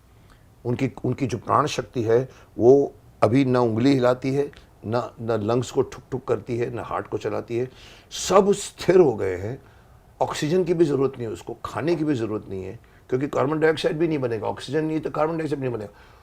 वो आदमी भी जीते जी मर गया, क्योंकि मरते हो तो यही होता है। जब आदमी इंसान मर जाता है तो उसके सडनली हार्ट फोर्सिबली बंद हो जाता है, तो कोई क्रियाएं नहीं होती। वो मरना बोलते योगा में, साधना में, पतंजलि में जो आप बता रहे हो, वो जो सिखाते हैं उसमें बोलते हैं सर आपका मकसद ये है कि जो चीज़ आप, लोग कहते हैं नींद में भी हम प्राणायाम करते हैं। नींद में भी आप सबकॉन्शियस लेवल पे सपने देखते हो। नींद में आपको पता नहीं है, आपके सारी अंग रुक जाते हैं, प्राण शक्ति फ्री हो जाती है, वो सोल के पास जाती है। तो अनजाने में नींद में हम लोग करते हैं, पर योगी पुरुष सिखाते हैं कि जो चीज़ हम अनजाने में करते हैं वो जान के क्यों नहीं कर सकते। करेक्ट। मैं सब लोगों के बीच में भी अचानक ठक करके मैं 5 मिनट के लिए आउट हो गया। मरा नहीं है, बट वो जिंदा जी मरा है। उसके अगर आप हाथ को ऐसे उठा लोगे ना, गिर जाएगा, डिटैच हो गए। डिटैच। वो मरा नहीं है। लेकिन फिर आप 5 मिनट के बाद में, हाँ, भक्त लोग बोलते हैं हमने देखा गुरुदेव सडनली ऐसे हो जाते हैं ऊपर, वापस आ गया वो। ये है समाधि की requirement, not that you become. इसलिए गलत सवाल है कि वो कर्महीन हो जाता है, कर्महीन नहीं होता। आप अपने संसार में रहें, बिजनेस करते हुए भी अध्यात्म को अपने जीवन का अंग बनाते हैं और उससे आप और बेटर लाइफ की तरफ और आगे वो बढ़ लाइफ सकते भी हैं। बेटर करते हैं। जो पहले आप जी रहे थे उससे बेटर वे से आप परफॉर्मेंस करोगे। करेक्ट। अपने जितने कर्तव्य हैं, एज ए पिता, एज ए पुत्र, एक पड़ोसी, एक even बिजनेसमैन, जितने भी कैरेक्टर आप प्ले करते हैं उसमें और बेटर हो जाएंगे, गुणवत्ता बढ़ जाएगी। गुणवत्ता बढ़ जाएगी। तो उसमें क्या खराबी, तो अच्छी बात। फायदा ही फायदा। आपने इतनी मेहनत करके अपने को कॉन्सेंट्रेट करूंगा, मैं अभी बीवी से झगड़ा नहीं करूंगा, मैं वो नहीं करूंगा, लेकिन करते हो। लेकिन जिस वक्त आप विरक्त हो जाओगे, ना आप बीवी से झगड़ा करोगे, ना बॉस से झगड़ा करोगे, ना असंतुष्ट होगे, संतुष्टि मिल जाती है। अपने जीवन में एक स्थिरता है। स्थिर, अगर वो वर्ड स्टिलनेस बहुत ज़रूरी है। मैं यही सीख रहा हूँ अभी कि स्टिलनेस आपको योगा से, आपको मेडिटेशन से स्टिलनेस मिलती है, और मेडिटेशन से आपको पीस मिलता है। और उसमें मैंने ये पढ़ा कि स्टिलनेस को आप दिन भर कैरी करो। करेक्ट। आप 1 घंटे अपने मेडिटेशन में उठ के आए तो आप इवन बिजनेस में भी आपको स्टिलनेस मिलती रहेगी, उसको पकड़ के रखो, क्योंकि जहाँ मोशन शुरू हुआ वो रेस्टलेसनेस शुरू हो जाती है, आपको भी नहीं मिलेगा। Interesting, very interesting. मैं तो बोलता हूँ काफ़ी इंटरेस्टिंग चीज़ है। कोशिश करो 5, 10, 15 मिनट से शुरू करो, आधा घंटा से 40 मिनट योगा करो, और करते जाओ तो आप वो जो सुख मिलेगा, जैसे कह रहे हैं परमानेंट सुख होता है, इस युग में ही आपको सुख मिलेगा। ज़रूरी नहीं है कि मरने के बाद आपको मिलेगा। एक तो ये है कि जीवात्मा के बारे में बात है। एक सवाल ऐसे कुछ है कि गीता में महत्वपूर्ण सवाल में एक है कि गीता में बताया है सत्व, रजस और तमस गुणों का क्या महत्व है, जीवन में इनका क्या उपयोग है, क्या प्रभाव है। देखिए, ये जो हमारी ये पूरा संसार जो बना है वो 3 सत, रज, तम, ये 3 पदार्थों से बना है। अभी कोई व्यक्ति सात्विक है तो वो एक राजसिक है, एक तामसिक है। ये 3 गुण की हम बात करते हैं। तो सात्विक माने एकदम सरल, सहज, ईश्वर को साथ में रखने वाला एक सतोगुणी प्रधान व्यक्ति। दूसरा है राजसिक, जो भोगों की भोगने की इच्छा रहती है, सुख को लेने की इच्छा, या एक ऑथेंटिसिटी, मतलब एक ऑथोरिटेटिव पर्सनालिटी बन जाती है, वो क्रोध भी कर लेता है। और एक तामसी है जो दूसरे को दुख पहुंचा के सुख पहुंचा भी लेता है। तो ये 3 अलग अलग अवस्थाएं हैं। सात्विक अवस्था ऐसी है जो सबको सुख देती है। राजसिक है जहाँ पर व्यक्ति अपना विचार करता है, दूसरे का भी करता है, लेकिन पहले अपना सोचता है। राजा। और जो तामसिक है वो सिर्फ अपना सोचता है, किसी और का नहीं सोचता। तो ये 3 गुण हैं। कौन सा अपनाना तो हम नॉर्मली, हमारी जो परंपरा कहती है कि सतोगुणी प्रधान बने। कितनी सात्विकता हमें बढ़ेगी, हम उतने अच्छी जिंदगी जियोगे। और हम अच्छे, अगर हम चाहें, हम किसकी कंपनी ज़्यादा अनुभव करना चाहते हैं, किसके साथ रहना चाहते हैं, जो सात्विक हो, अच्छा हो, सेवाभावी हो, परोपकारी हो, हम ऐसा पसंद करते हैं, तो ऑब्वियसली सामने वाला भी ऐसा ही पसंद करेगा। चलिए, मैं समझता हूँ बहुत बातें आपने अच्छी बताई हैं, और इस एपिसोड को विराम तो कहीं ना कहीं देना पड़ेगा, क्योंकि ये अपार है गुण, जो मुझे भी नहीं मालूम, इनको मालूम है, पर इनको भी पूरा नहीं मालूम होगा। इनके पास भी कई क्वेश्चंस होते हैं जो अनआंसर्ड होते हैं। यही एक सीखने की प्रवृत्ति होती है जो इंसान को कभी छोड़नी नहीं चाहिए। ज़रूरी नहीं कि स्टूडेंट्स बन के आप पढ़ो, सीखने की कोई एज नहीं होती। और हो सकता है कि आप ऐसी चीज़ 80 साल की उम्र में पाओ और मालूम पड़ा, अरे अभी तक मेरे को मालूम नहीं था, ये अच्छी चीज़ है। सो ये गूढ़ विषय है। मैं समझता हूँ कि हमने शुरुआत तो किया इस प्रोग्राम को। मैं अगेन आपको बार बार यही कह रहा हूँ कि इसकी शुरुआत कर रहा हूँ मैं। ये बहुत बहुत मैं कहता हूँ वेरी इम्पोर्टेंट सब्जेक्ट है जो निगलेक्टेड है। हम सब सीखते हैं, साइंस सीखते हैं, कॉमर्स सीखते हैं, आर्ट सीखते हैं, डांस सीखते हैं, गाना सीखते हैं, लड़ाई सीखते हैं, कुंफू, कराटे, जूडो सब सीखते हैं, लेकिन साहब कोई आध्यात्मिकता नहीं सीखते। आध्यात्मिकता जिसको हम कहते हैं उसकी तरफ वो निगलेक्ट करता है, क्योंकि वो बोलता है वो मेरा काम नहीं है, वो पंडितों का काम है, वो गलत। और सनातन धर्म जो वर्ड आज तक काफ़ी अब्यूज़ हो रहा है, बॉल की तरह उठा के फेंका जाता है, पॉलिटिक्स में उसको यूज़ करते हैं। सनातन धर्म के खिलाफ जाना है, इसको तो मैं छोड़ूंगा नहीं, इसको मैं गिराऊंगा। That knowledge they don't have, they themselves are Sanatani. मैं तो ये बोलूँगा जितने विपक्ष के पार्टियां गिराने में पड़ी, इस बंदे को तो मैं हराना है, चलो सब लोग हाथ मिला लो। मैं पॉलिटिक्स की बात कर रहा हूँ, आप जानते हैं मैं क्या बोल रहा हूँ। सब मैं बता दूँ वो जा रहे हैं सनातन धर्म के खिलाफ, पर अगर अंदर की बात मालूम पड़ो तो वो लोग भी सनातनी ही हैं। वो अपने धर्म को भूल गए हैं, वो स्वार्थ में घुस गए हैं। जैसे वो कहता है कि आपको सात्विक होकर जीना है या तामसिक होकर या राजसिक होकर जीना है, वो अभी राजसिक हो गए, राजसी छोड़िए तामसिक हो गए, दूसरों को दुख पहुंचाकर खुद को लेना है। सो ये सनातन धर्म जो मैंने अभी सनातन मंच शुरू किया है, मैं इसके माध्यम से इस बात को पब्लिक करना चाहूँगा कि सनातन धर्म हमारा है, आप सनातनी बनो। सबसे पुराना धर्म है, उसके क्या फ़ायदे हैं, क्या नुकसान है, आपने ध्यान नहीं दिया है तो ध्यान दो। तो सर बहुत बहुत आपका धन्यवाद। आप एक बार एक फ़ोन पे आप आ गए, और मैं चाहूँगा कि इसी तरह से आपको कभी भी लगे कि मुकेश जी मैंने 6 बातें नहीं बताई आपको, मैं आना चाहता हूँ, आइए आप, क्योंकि ये पब्लिक के लिए है, ये मंच मैंने खोला है पब्लिक के लिए। जैसे आपने बताया कि सनातनी धर्म क्या है, सनातनी शिक्षा क्या है, छोटी सी शिक्षा है, अतिथि देवो भव, आप तो सुना है, मैंने भी सुना है। तो सर हम अपने अतिथियों को खाली हाथ नहीं भेजते, एक छोटी सी भेंट हमारी तरफ से है। शायद ये मग ही है, इसमें आप चाय पीजिए, कॉफ़ी पीजिए, जो आप एंजॉय कीजिए, अपनी बीवी को भी दे सकते हैं, बच्ची को भी दे सकते हैं। और एक और चीज़ जो मैं समझता हूँ आज के युग की बहुत ज़रूरत है, एक पेड़ हर एक लगाओ, जो शक्तिमान ने भी कहा है। तो ये आप हमारी तरफ से धन्यवाद, बहुत बहुत धन्यवाद। एंड में अगर आप अपनी पब्लिक को कुछ छोटा सा संदेश देना चाहो तो आप क्या बोलना चाहेंगे उन सबको? देखिए, हमारी जो परंपरा है बहुत ही गूढ़ गहरी है, उस पे आपने जो ये कार्य शुरू किया है और आने वाली पीढ़ी को एक संदेश देने का एक नया ये आपने कार्यक्रम लेके आए और जागृति फैलाने का जो कार्य कर रहे हैं, तो पहले सबसे पहले आपको धन्यवाद देना चाहूँगा। और युवा पीढ़ी को कई सारे ऐसे सवाल हैं, थोड़ा हम अपने जीवन में स्वाध्याय को लाएं। और अगर आप दुनिया में कई सारी विचारधारा हैं, अगर उसमें क्या सही है क्या गलत है, वो निर्णय अपने आप में करने का सामर्थ्य अगर जुटाना चाहते हैं, तो मैं चाहूँगा कि आप हमारे दर्शनों को पढ़ें, जिसमें न्याय दर्शन जो हमें सही गलत का रास्ता दिखाती है, और योग दर्शन, ये 2 हम अगर पढ़ते हैं तो हमारी आध्यात्मिक उन्नति भी होगी, भौतिक उन्नति भी होगी। तो इस हमारी जो पूरी धरोहर है उसको समझें और आने वाली पीढ़ी को इसको और बेटर और बेहतर बनाकर हम ये संसार को दे के जाएँ। यही मेरा संदेश आने वाली पीढ़ी को है।